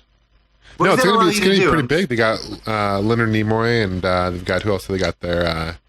Isn't Leonard Nimoy dead? No, he's still I alive. saw a TV commercial and he's standing there. I thought he was dead. Stan Lee's gonna be there. It's gonna be huge. Isn't he dead? No, they're both old guys. I'm a fan of those guys, those gentlemen. Who else? And just so you know, if John gets Will Wheatoned, this is what's going to happen. Oh, wrong way. Oh, you got it going. You're right. Hold on. It's gonna. This is He's what's going to going to get shot happen. with a very small gun. Somebody just actually said, Hey, why easy. does Johnny hate Gamester so much? Just because I do. I saw him last week and I was just angry. I know he hit me too last week. I did. Beating up everywhere I go. Just remember that? Yeah. That was a good one, Yeah. No need for hitting. God. Well, you know, every time I see Gamester, like, I'm angry at him for driving all the way up here for 4 hours. You know? No sex, no nothing. No sex, no nothing. Just comes up, does a podcast, goes home. You know, like it's nothing. I didn't even get a pinch on the bum. I feel hurt. Yeah, Is Johnny gonna choke Gamester? I'd love to, trust me. He doesn't hang around long enough for me to choke him. I'm just about to, and then all of a sudden he's like, "Oh, I gotta go." I'm You like, could you "Oh, could only okay." try. You could only try. But Johnny Millennium has to choke a bitch. So, what's going on in this Comic-Con? Some other stuff's going on So there? yeah, so it's I don't know how many people they're expecting. Maybe 20,000, 30,000 people. It's gonna be pretty decent size. Every year it gets bigger. They've had George Takei is there, Sulu from Star Trek. Billy D. Williams is gonna be there, and Billy D. It's gonna be That's cool. the guy that's in Peter Griffin's pillow. Oh, He's Lando Calrissian from Star Wars. Yes. There was an episode of Family Guy where he was in the pillow. Really? Had to be there. Sorry. So yeah, it'll be fun. It's over Memorial Day weekend, 26th through 29th, May 26th through 29th. You know, being totally honest, I'm quite jealous of you guys being in there, and having the press pass is going to be great because you'll get to get into all the places where the panel guests are and talk to them without having to be in sort of the back of the room. You guys are going to have a great time. So I'm going to be looking forward to seeing the pictures and footage you guys put up from there. Yeah, it's gonna be fun. It's gonna be fun. We're excited. is Will Wheaton going? He's gonna be there. Yes. Oh, And we're going to step up to him. We're going to be like, yo, Will, say hi to us. We're gonna get him on the podcast. No, you know what? Here's what's going to happen. He's going to remember that he recognizes Gamester, and he's going to walk up and be like, oh, hey, and Gamester's going to turn around and go, oh, sorry, I'm really busy. And he's going to get Gamestered. Yeah. Oh, Will Wheaton just got Gamester 81. Yeah. Payback's a bitch. Yeah, cards down it. try to get if you can get a hold of him. Try to get him on the podcast I don't think because you're like his best friend. So he's too big for us. I think Johnny. he's too big for us. Too I don't big like. for us. I don't know. I think you could take him. Yeah. Take him. I guess it doesn't hurt to ask. No, seriously, We that'd should be get awesome. a video. We should get a video of us attacking him and tying him down. That'd be We've great. had some crazy people on here, so I mean, That's true. anything's possible at this Anything's point. possible. And if you're kind of worried about this, let Jay Heine talk to him. All right, Jay Haney. I'll let him do it. because I have the magic. Robot cat that hangs out. We'll get the whale in his I can ass. run up in there. What's up? Meow. Get on the podcast. Meow. Somebody's just asking, you're in with the Screw Attack guys. We're not in with the Screw Attack guys. We're friends with Craig, but a crossover with Angry Video Game Nerd? No. I think he's very too busy for us. Indeed. Oh, yeah. Totally. Too busy. He's making his movies, so I think he's doing that. So, and he kind of lives, like, down in the States, so I don't think that's going to happen, unfortunately. He wants to beat you to the punch there, Johnny. He heard you were working on a movie. Oh, my God. Yeah, I'm actually working on the movie all week. That's one thing I am doing. What's the update with that? The movie? The update is that me and Rob filmed a couple of scenes a couple of weeks ago. Yeah? We won't mention it. And then what else did we do with that bullshit? So yeah, I'm filming on Thursday night, hopefully Friday, Saturday night for sure. And then I think on Sunday, I'd like to get everybody together for the end scene. Oh, excellent. Yeah, we'll try and do that. Okay. We'll see what happens. Yeah. But yeah. Anyway, so yeah, it's proceeding. It's going quite well. It's good fun. It's a lot of work. Because Gamester came down. We were talking about this. You came down for your scene. Well, no, you didn't. You happened to be up here. We filmed your scene, which was cool. Yeah. Was that like a year ago? About a year ago. Jesus. Was that? Yeah, we. Yeah. oh, That's the going last to be the most numbers we epic were filming. scene, too, in the whole movie. My one line. I hope I can get it all shot this year. That's my plan. Editing, we'll see how it goes. Somebody said, "Will I be making a trailer?" Yes, but I gotta film all the stuff first. But the thing is with this movie, I'm gonna put it together, and if I'm not happy with it, I'm not gonna. I don't think I'll figure out some other way to release it, but we'll see how it goes. But I'm only gonna release it if I'm happy with it. So I've never made a movie that's longer than an hour, so it's a bit of a challenge, and the script is good. Wait, the time script out. is good. Time out. You said you're not going to release it if you're not happy with it, so you can put all this time into it and not release it if you're not Yeah, happy? for sure. Because, I think the reality is, how many filmmakers are out there, they release a movie and they're not happy with it and it sucks? Like, I just want to make something that people watch and go, hey, this is fun. That's kind of what I want to do, right? It's the movie's sponsored by Poutine. But I just want it to be good. I want people to if they are going to buy, if I do release it on DVD, which is hopefully the plan, I want people I want to give them something that's totally cool. Or I'm not going to do that. Yeah. Right? should- So we'll see at that point. I think it's going to be great. I think it'll be fine. You should release it on VHS. or Betamax. That is a special edition that's released only on VHS. Yeah. There's the war. VHS or Betamax? Who's going to win? They my both God. lost. On beta would be awesome. On Nobody beta. could play the damn. And there's going to be one very, very special edition released on a multi-layered laser disc Laserdisc. Oh, yeah, it's amazing. with mono sound Yeah. and not so special effects. And that's going to be Not so special. Or you it's could, going to be a stuffed cat on a string that we swing into people's faces, and that's going to be the only effect. you could do 8mm. It's funny, I haven't talked projector. about the film, and people wonder like what takes so long. But in Vancouver here, it's raining all year round. We have a summer that lasts for 2 months, and that's when I use the time. So that's kind of what's happened. But we filmed I can't wait to see Gamester's scene put together. Oh my God, it's going to It be is amazing. going to be hilarious. It's the one thing I'm really looking forward to editing. Somebody's asked me, will there be naked breasts? No. No, I don't think so. And I'm also saying this, no goddamn love stories. I hate those things in movies. No love stories. We're not having any of that crap.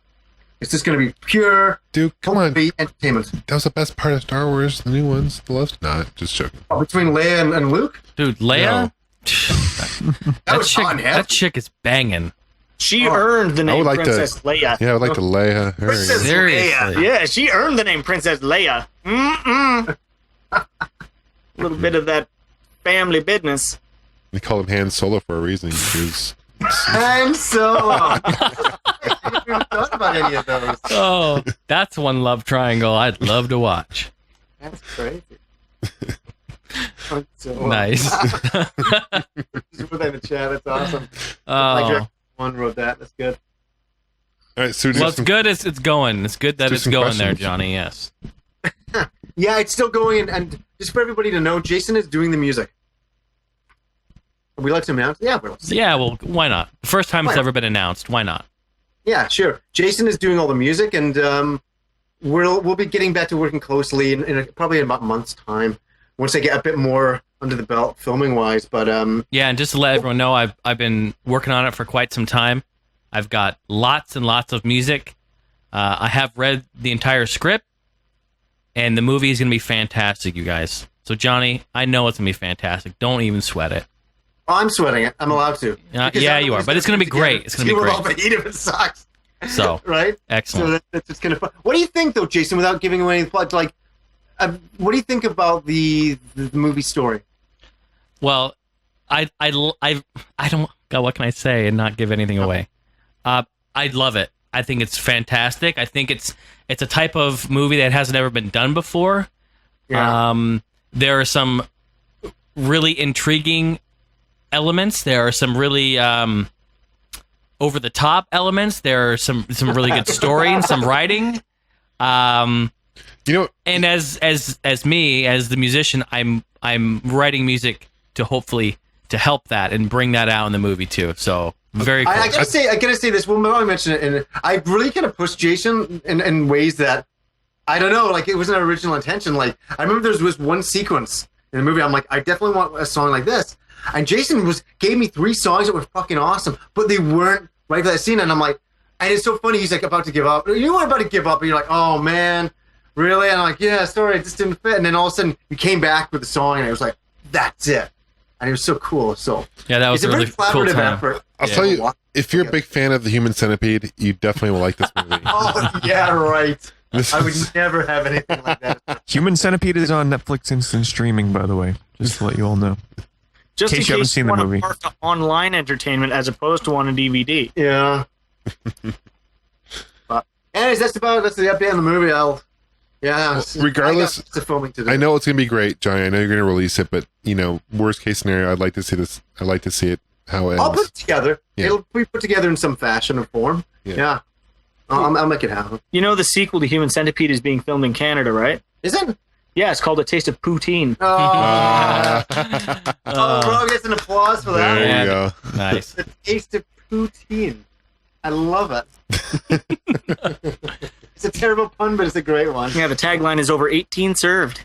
Oh, Back to back. Fire tonight. Oh shit! Why don't we talk about games we've been playing recently? And Pete, why don't you tell us? Because you've been sitting in the back there. Playing right now. He's playing Final Fantasy 11. No. I have not played any Final Fantasy 11 for those wondering. Still, I saw Xbox Live that you hadn't signed in for 9 days. You want to know why though? I can't believe I've been doing this, but like I've been staying up until like 5 a.m. to watch Korean TV, to watch the StarCraft 2 GSL finals games. So for those that don't know, you should know Korea, their national sport is freaking StarCraft.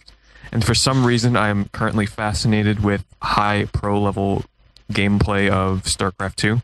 So they're doing their like big, huge tournament. And if you want to watch it live without having to pay money to see these matches, I have to use a program on my computer called GOM TV. And it allows me to watch these StarCraft 2 games that come on at 5 a.m. And I've also been doing a lot of StarCraft 2 watching on Justin TV. I've been doing so much watching of StarCraft, more so than I'm actually playing the goddamn game. It's so addicting. Like, if you're watching a great game and someone makes this incredible comeback and the commentators just start going crazy, like, it is like watching a sport. I don't watch sports. I don't watch, like, football, but I understand now, it's basically, they call it esports. And it's kind of, it might sound cheesy to some people, but if you just have a basic grasp of the concept of how the gameplay works in StarCraft, that's all you need, and it's a blast to watch. So other than that, I've only really played just StarCraft, and then I started up another game. It is on the GameCube. That is your first hint. Any guesses? On the GameCube, fuck, I don't know. You're playing Harvest Moon? And yes, I have been watching NASL. That is the North American Star League. Someone wants to know in chat. Oh. You're not playing that then. No. Nobody in the what kind of genre chat is room it? has guessed Yeah, either. what is it? What genre? All right, the next hint. I think, how do I not give this away? I opened up my door and found some paper. I opened up my door and Paper found Mario? some paper. He's playing the litter pickup game. I love that game. Community Animal service. Crossing, Mario. Paper Mario: The Thousand Year Door. Yes. That's So I okay. started up a game of Paper Mario and the Thousand Year Door for the first time ever. This is a game that God knows why I've put playing this game off for so long, being the huge fan that I was of the original Paper Mario. And I'm about 3.5 hours into it, and I have to say I'm very, very happy with it. Happy in the sense that it retains the original Paper Mario feel that I was so disappointed with the Super Paper Mario, that it kind of lost that feeling of being a quirky, unique RPG. And what can I say? The graphics blow me away. Like, they are just phenomenally different. There's no other RPG I've seen that looks like this besides the original on N64. But if you have not seen this game in action, the animation and the colors, I just got to the first town, which is about an hour and a half into the game. I forget the name of it, but it blew me away. And the gameplay so far is a blast. The battles are a lot of fun. It's timing based, and I don't know. Have any of you played this game before? Yes. Yeah. Yeah, I played about. I think I got about halfway through that game. Yeah. And it's a pretty lengthy game, isn't it? It's like 25, 30 hours long or something. I hear. Funny, like, yeah, I don't know why I ever quit playing it either. I just stopped one day. You know how things I just stopped. Oh yeah, I'm sure that's going to happen to me. But one thing I want to mention too is the writing. The writing in this game is probably like the wittiest writing I've seen in RPGs. Of course, and I'm getting echo from someone here. But between the N64 Paper Mario and the Game Boy Advance spin-off series, the Mario and Luigi games, I think these are some of the best writing in any RPG. It's almost uncharacteristic of Nintendo, some of the stuff they put in there, that I've seen so far. Yeah. It almost seems beyond them to break out of that barrier of just basic conversations, and it's over the top, and it's up to times with, pop culture references and such. It's actually really funny.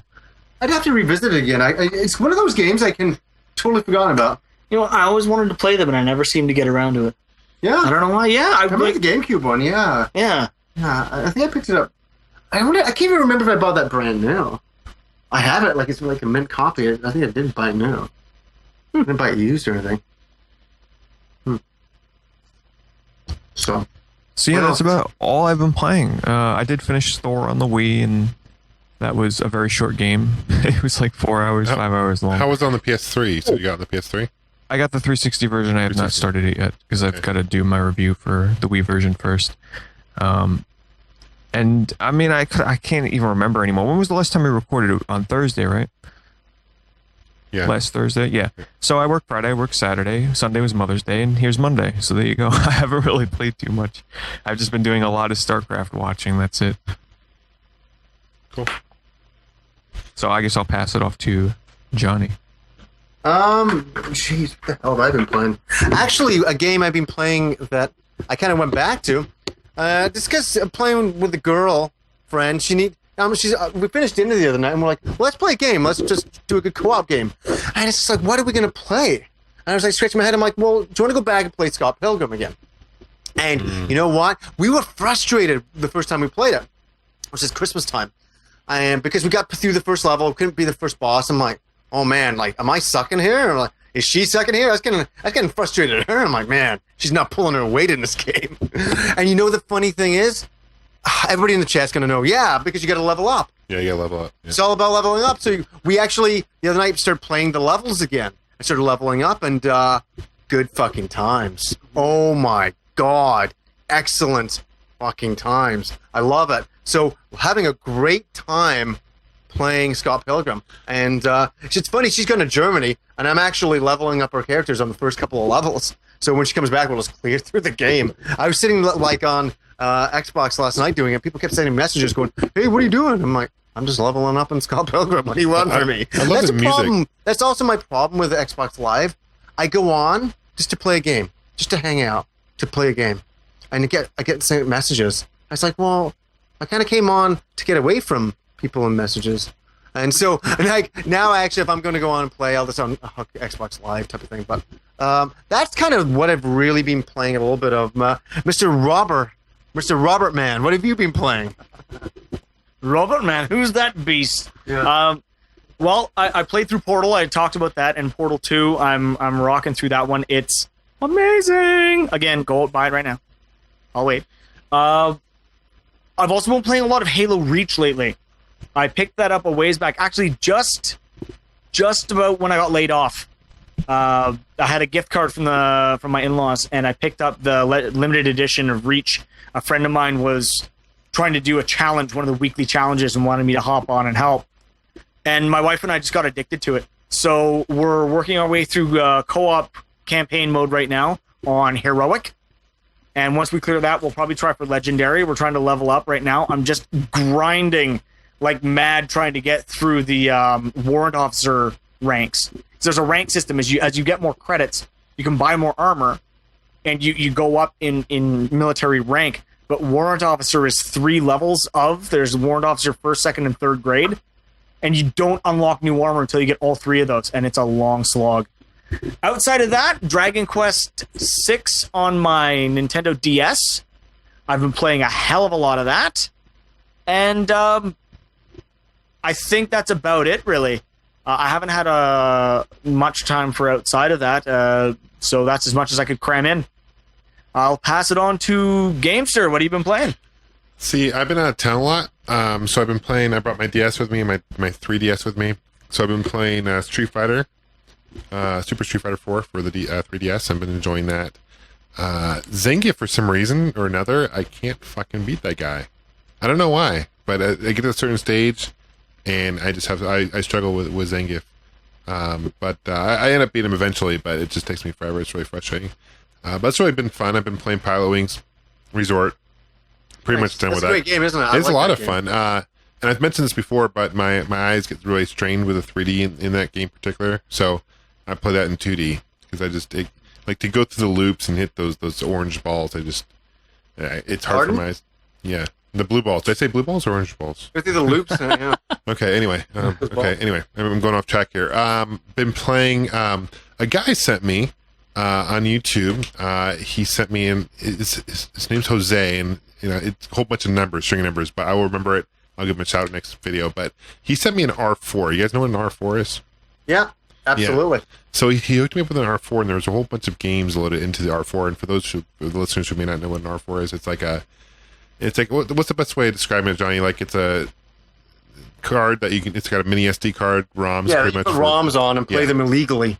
Yeah. So I'm breaking the law, I guess, but no. Some of the games I've been playing, just off the top of my head, he's got the Mario Karts loaded on. I already own Mario Kart for the 3DS or for the regular DS, but it's a fun game. And Castlevania game, I forget. So what's the title of it? It's more RPG. Portrait of Ruin.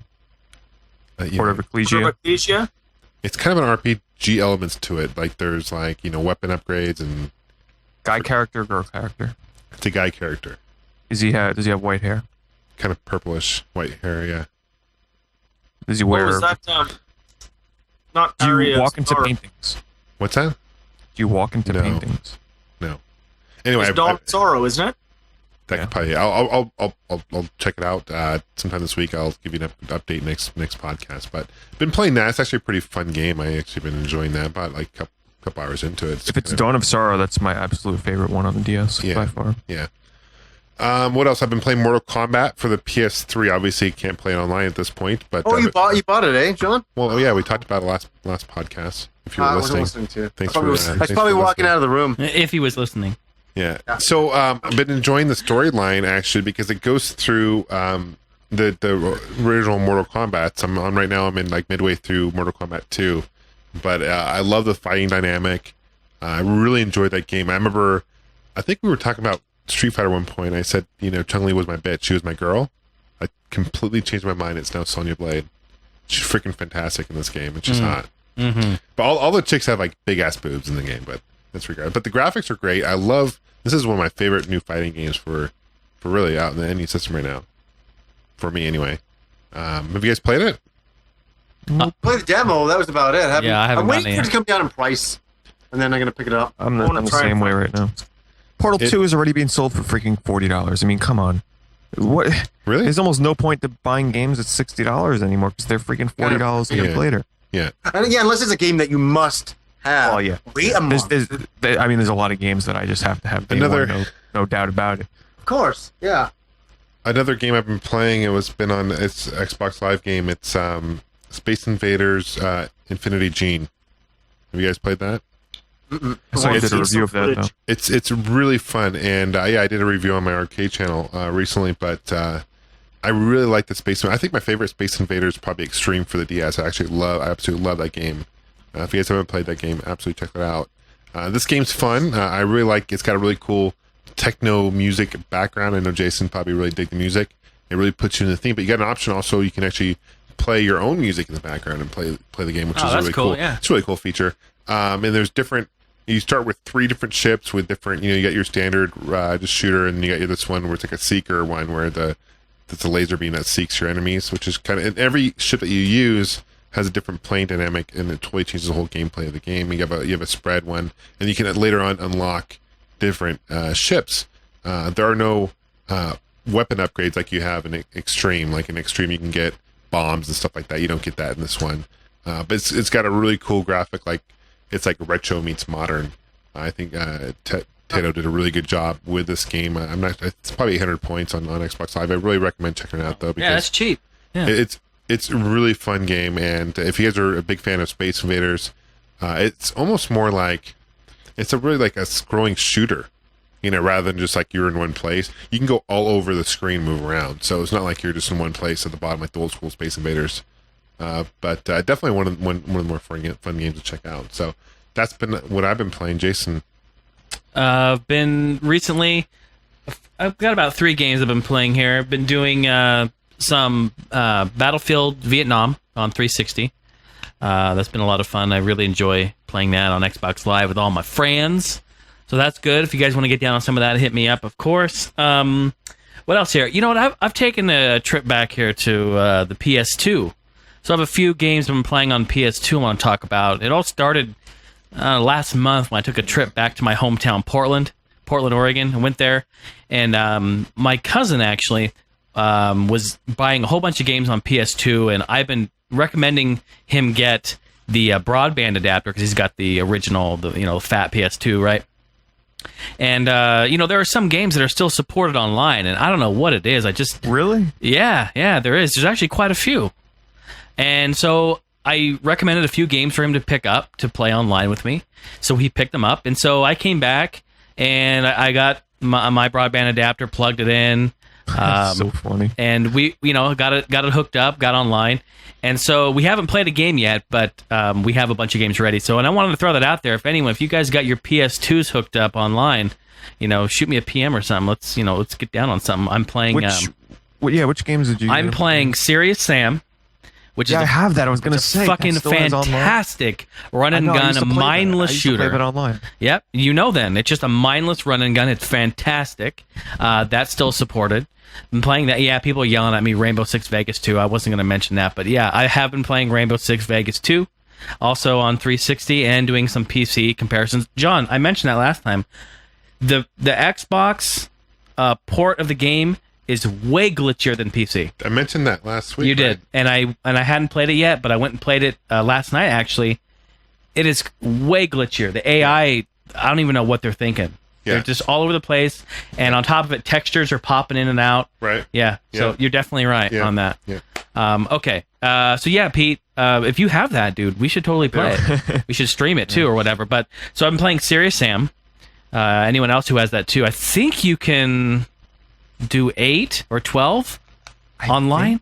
I think it's something honestly like that. It was 12. I think it's 12. So could be that's wrong. pretty cool. So that's fun. I'm really looking forward to doing that. What else did I play? Should I just had it? It was like Automodelista? Huh? Automodelista?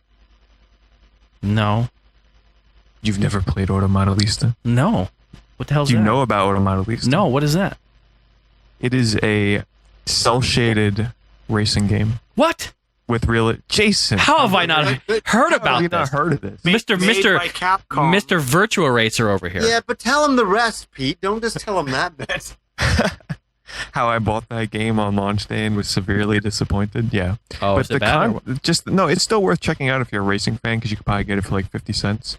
Because the Well, style I of it am. is I'm. You know never me. seen anything. Just think what 13 did for shooters. That's what it did for racing games. Oh, okay.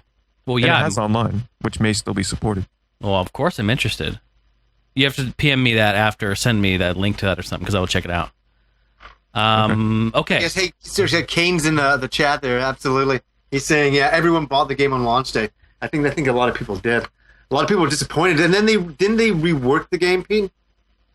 I'm not sure. I'm sure I probably quit before that happened.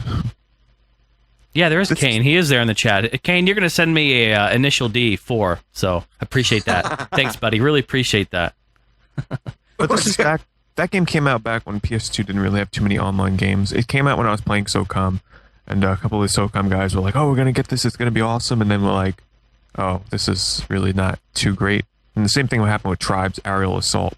Oh my! How can you go from playing SOCOM, the first ever game I ever played with voice chat, to going to Tribes, where you can't talk and you can't even text chat? I mean, come on. Yeah, So what's that up with game that? bombed. Yeah, that sucks. You can't be having that. Bullshit. It's fucking bullshit. Now I'm getting pissed. Now let me talk about Tribes. Just kidding. Okay, so what else? Okay, I talked about Serious Sam. What do I got in here? I brought two over here. Fun. Oh, yeah, that's right. GameCube I wonder game. if Champions of Norath still has. Now, Pete, whose section is this? Oh, God damn it. Go ahead, Pete. Go ahead. Hey, no, I'm just saying. You got me thinking now. All That's these games fine. that got that. Yeah, still Time makes it- Splitters, people Monster talk- Hunter. Oh Let's man. play Time Splitters. That's on there, too. We got a whole bunch of games. I'm telling people, let's play them. Let's play them. All we got is time. Oh, shit. All right, can I talk about my last one here? Please, I Jason, request tell us about your Online last. Adventures. Okay, what, Pete? Hold on, can I just jump in here? This is bullshit. I just wanted to jump Bullshit. in just to piss you off. This is fucking bullshit. Fucking bull. I'll show you the goddamn game. See shit. Okay, okay, we're gonna play this game then. We're gonna play a Pete Dorr guessing game. It's on the GameCube. No looking, John. Is He's it a looking. shooter? It's like No, it's a shooter or a racer? it's a racer. It's a racer, and it's a Extreme game. G3. No. I'll give you a hint. It's a racer, and With it's shooting elements. It's a sequel to a launch title for the PS2, for the PS2. That's right. But it's on GameCube. Oh yeah, screwing you now. F-Zero in there? No, not F-Zero. I got it. You may say it? Oh, Smuggler's Run 2 Warzone. Oh, look he's- at Pete. He's got it. This guy's man. gangster. This guy's Yeah, gangster. I just remembered. I'm like, Yeah, Pete's I have looking- that game he's too. like- it's honestly. before Pete's you like say anything, outside my window, like looking Jason, in. before you say anything, I don't think it's as good as the original. Can I see the back of it? You really don't think it's as good as the original? Based on what I played like 10 years ago, from what I remember. That's really weird. I'm trying to see that in my views because I disagree with you. It's by Rare, huh? Or it's by Whoa. Rockstar. We got It's a by Rockstar. disagreement on the podcast. Rockstar. Yeah. I thought it was a great game, Pete. I really think they fixed the controls, the frame rate. Well, did you play it on GameCube or did you play it on PS2? I got the GameCube Because I can version. only imagine it's the same Honestly port. though, but- it's been so long since I've played that, and I think I only played it like once or twice. Okay, because I put about an hour and a half into it, and it's fantastic.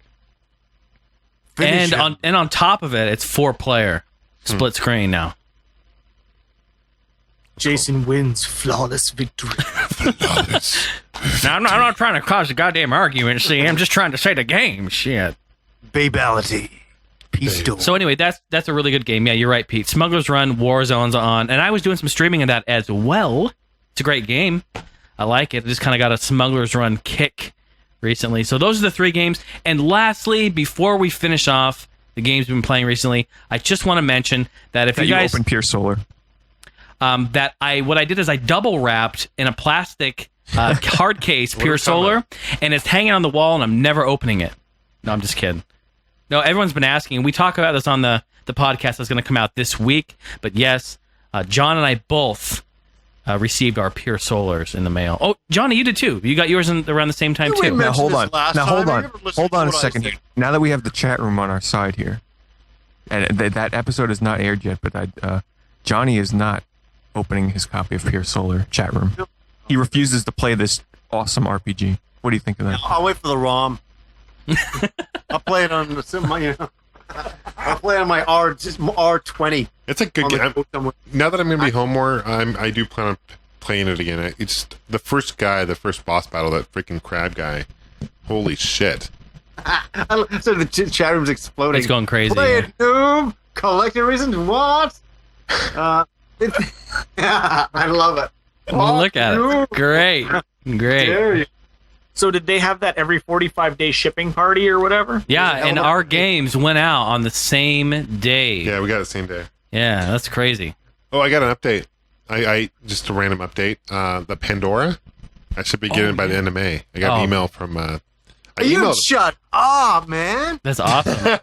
You've been talking about that thing since the first time you came up here. I know, right? The first time you came up here, you're like, hey, you guys getting the Pandora? Yeah, I'm getting one in a couple of weeks. Dude, it's homebrew stuff. You got to give them some slack. This is homebrew shit, right? This is not like fucking Sony. We realize that, but like. So I emailed them. Every month it's a fucking different story as far as why it's getting pushed back. It's gotten pushed back years. I bought this shit like 2 years ago. Is it shipped up by Udon?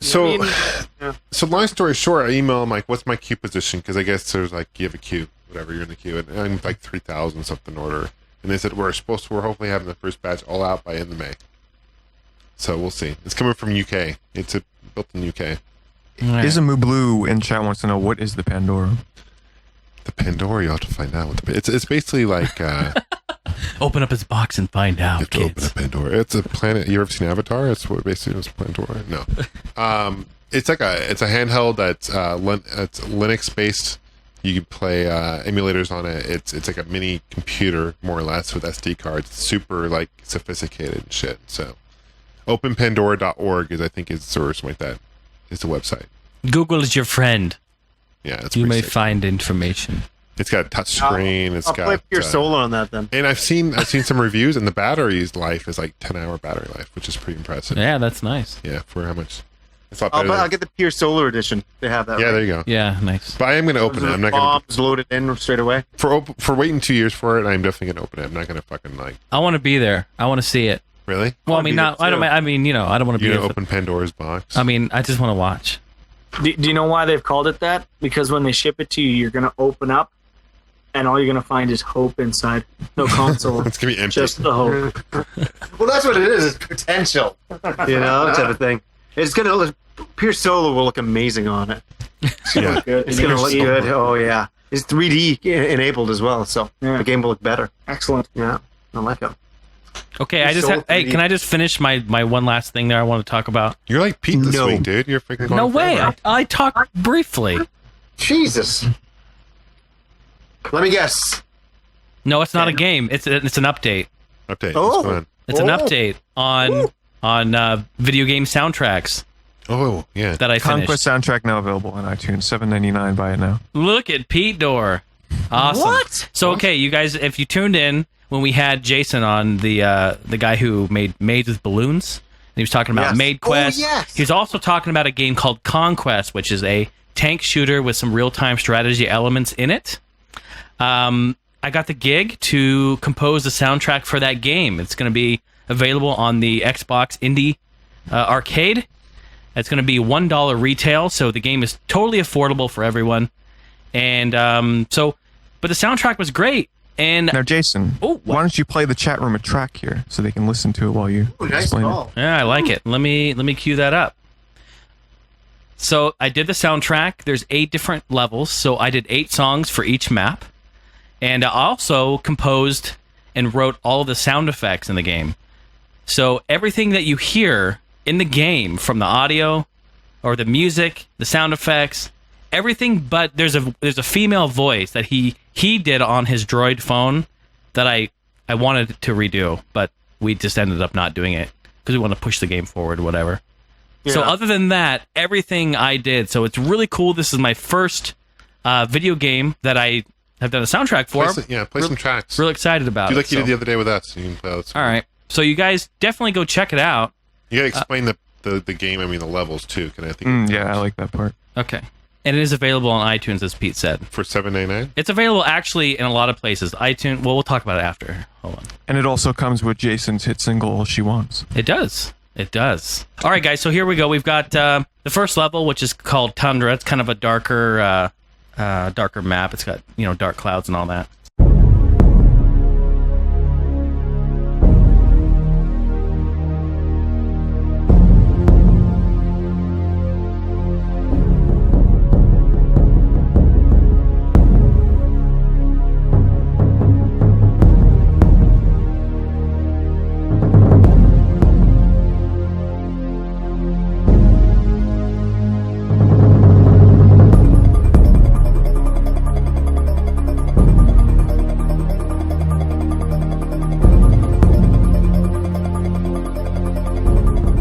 So that's the first one. It's they're each a couple of minutes or whatever.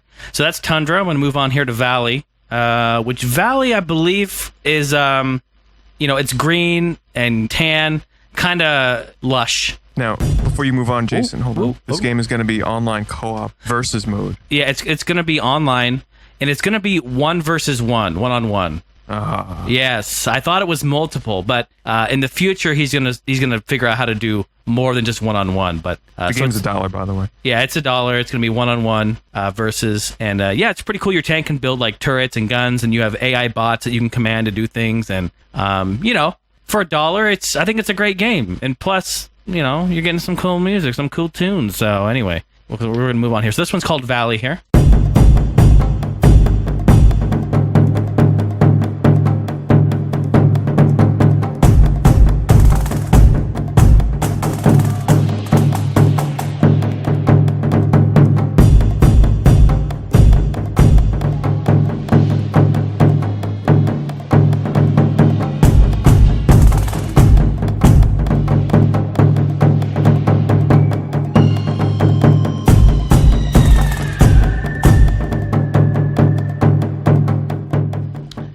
Next one is Desert, which I believe this one's kind of, let's see, I don't remember. Oh, yeah. Okay, this one's Desert. Kind of try to emulate kind of like, death and kind of darkness around.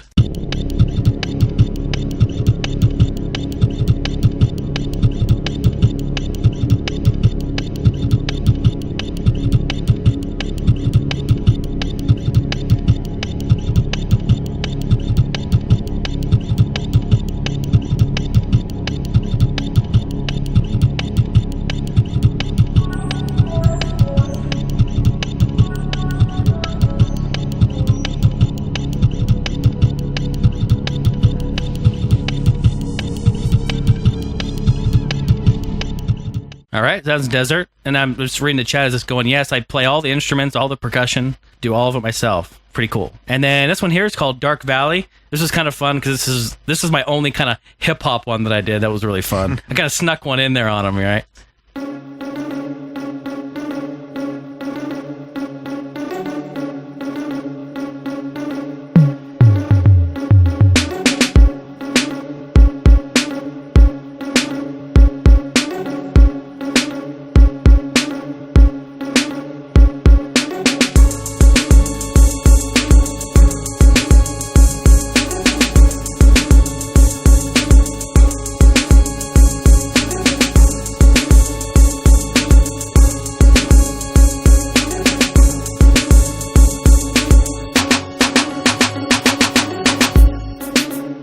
So anyway, that's a cool one there, kind of hip-hop one there. Then I put a cap in his ass. Boom. Boom. Cool. A lot of people are liking it, too, in the chat. That's really nice to hear. Okay, and then this one here, track number 5, this is called Island. Of course, there's water around, blue sky, I think tan grounds. So, you get the feeling here.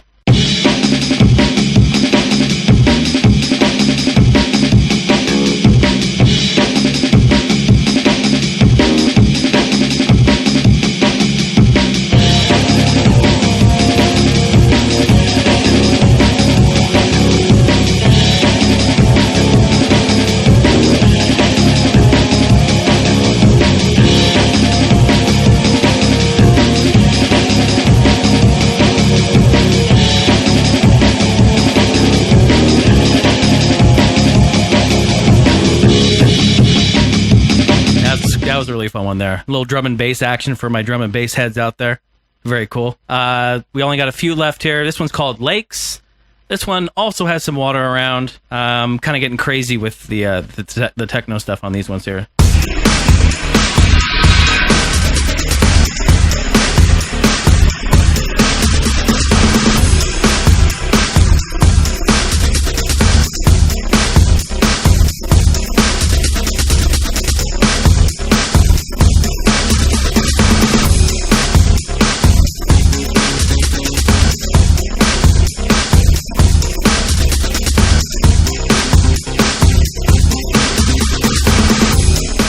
And then the final one here is called Mountain. This one is kind of silver. I believe from what I remember, it's kind of snowy, has really light textures. There isn't like terrain or anything. It's just like flat shaded textures and with different colors. So this is here. This is called Mountain. This is my kind of orchestral, epic style here.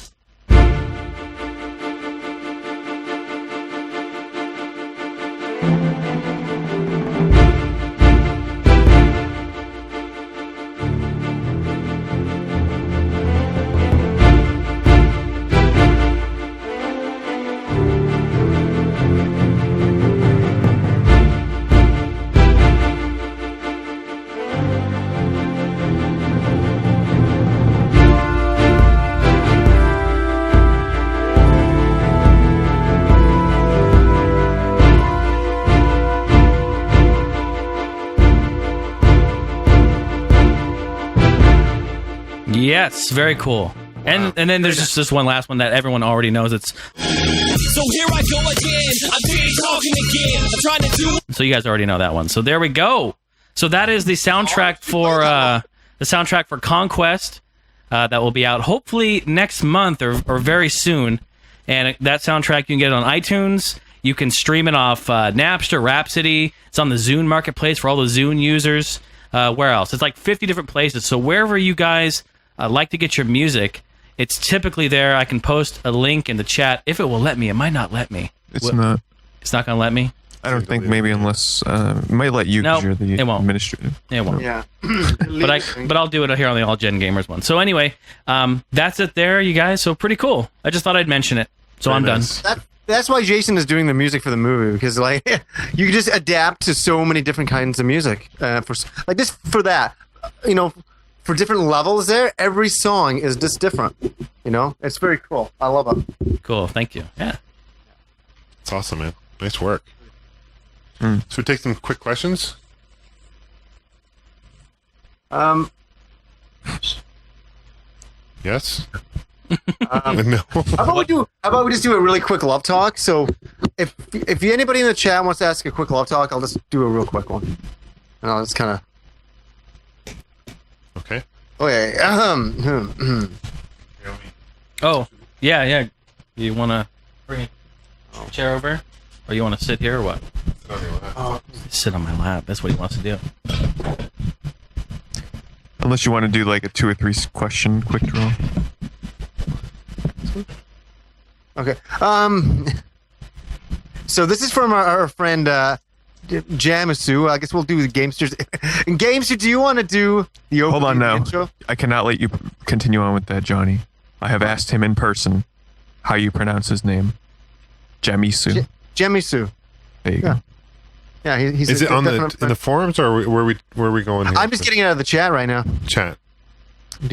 So it's from Gamester. You want to take us in? It's by Jamisu. Sure. Who's it by? Jamisu. So sorry guys, to stop with the question. Sorry, it's. Oh wait, hold on. Jamisu. There we go. Jamie Sue. Jamie So? Isn't it Can you repost the question, Jamie Sue? Can you repost it?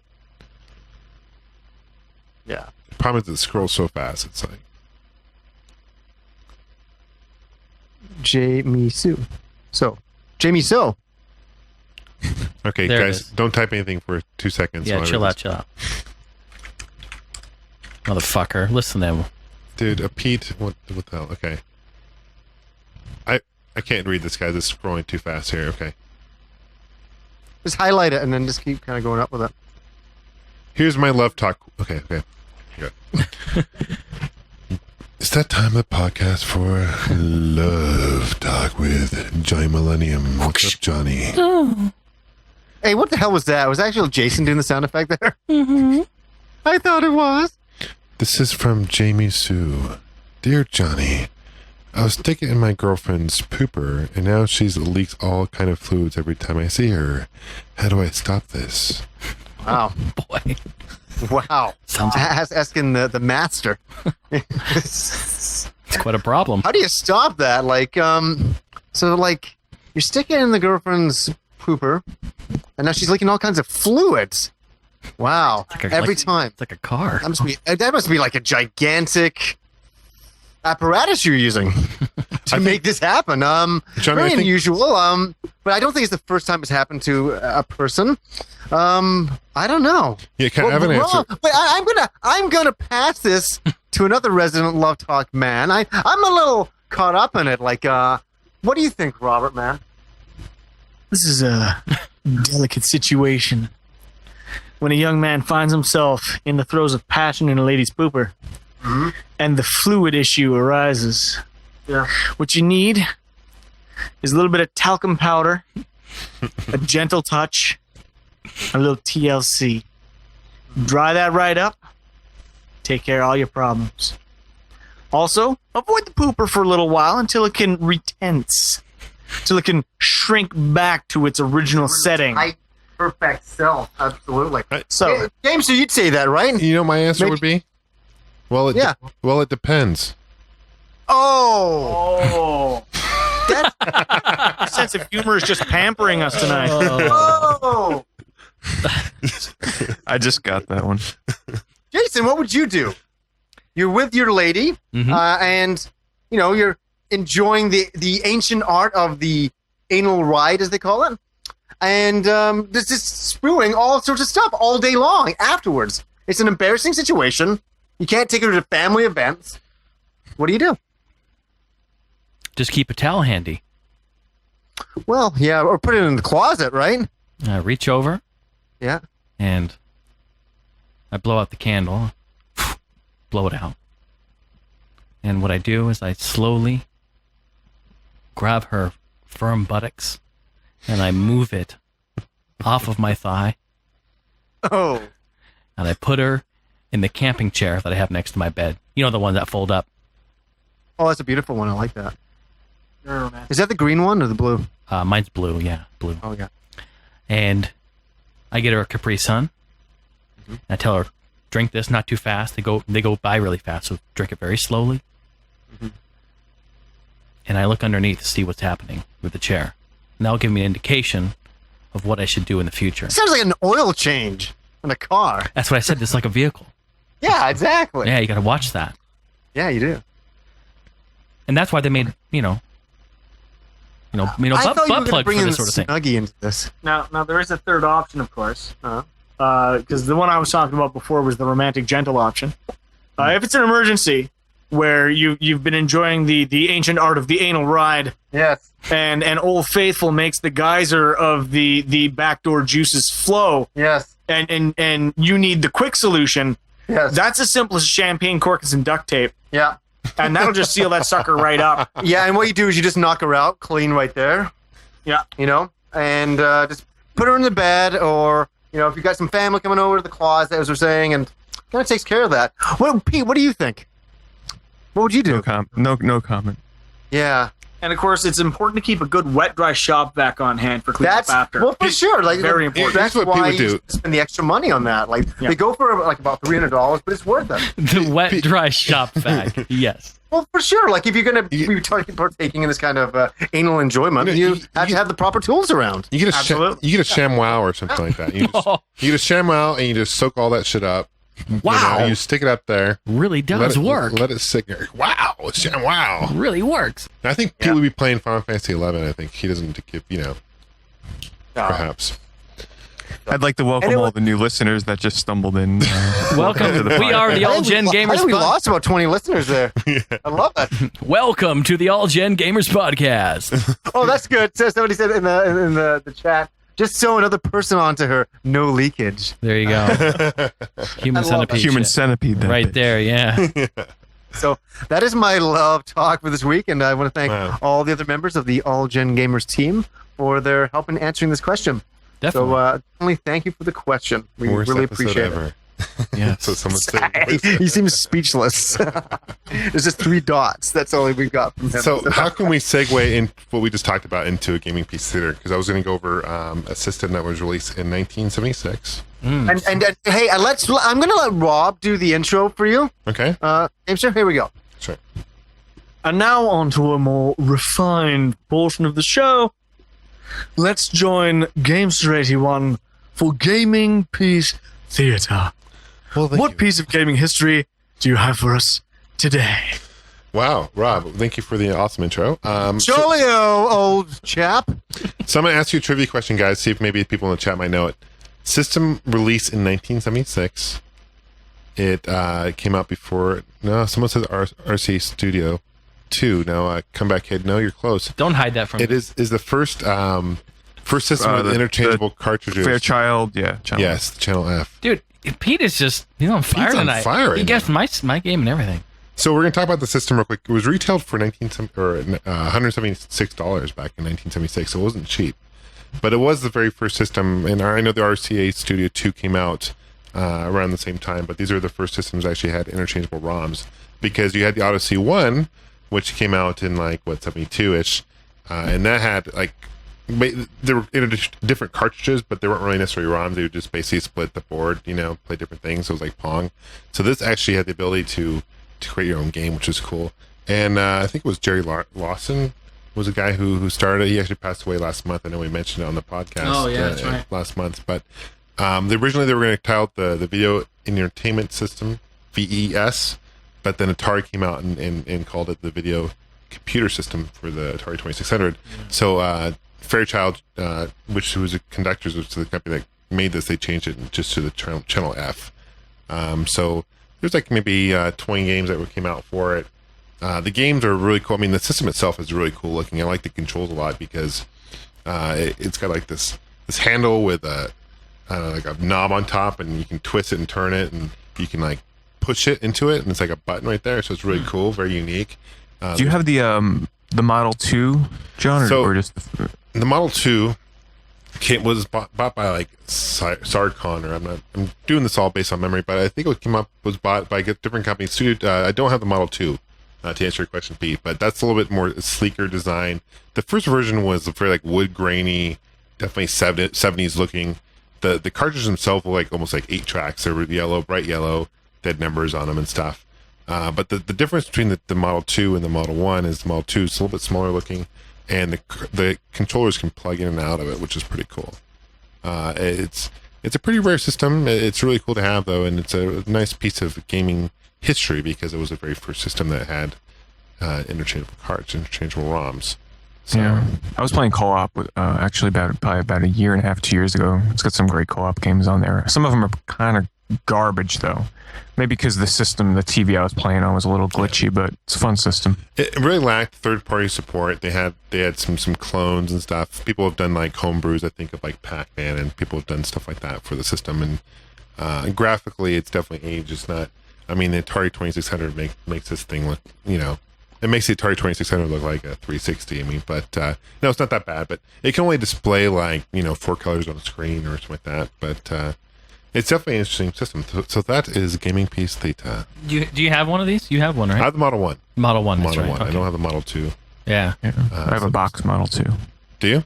Yeah. Nice. Which I believe is actually pretty rare and hard to find, I think. Yeah, Model 2 is pretty rare. They're both pretty rare, but yeah, the Model 2 is probably more the rare too, I think. But it's pretty cool. Nice. Yep. All right, anything else?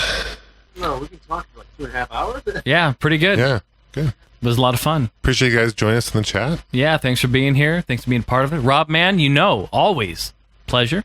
Hey, same here. Thank you so much for having me on again. Anytime, anywhere, you need another voice on the air, you let me know. Anytime. Absolutely. Definitely. We'll do. And we want to thank everybody in the chat room for showing up and staying with us right to the end. Just because I know it gets a little long and, Crazy. But thanks for everybody for sticking around. Yep. Oh, amazing. So thank you, Jason. Hey, thank you, Rob. Thank you, Pete. Thank you, John. Thank you, Johnny. Thank you, Pete. Thank you, Robot Cat. Right there, ready to go. Thank you, everybody in the chat room. I was also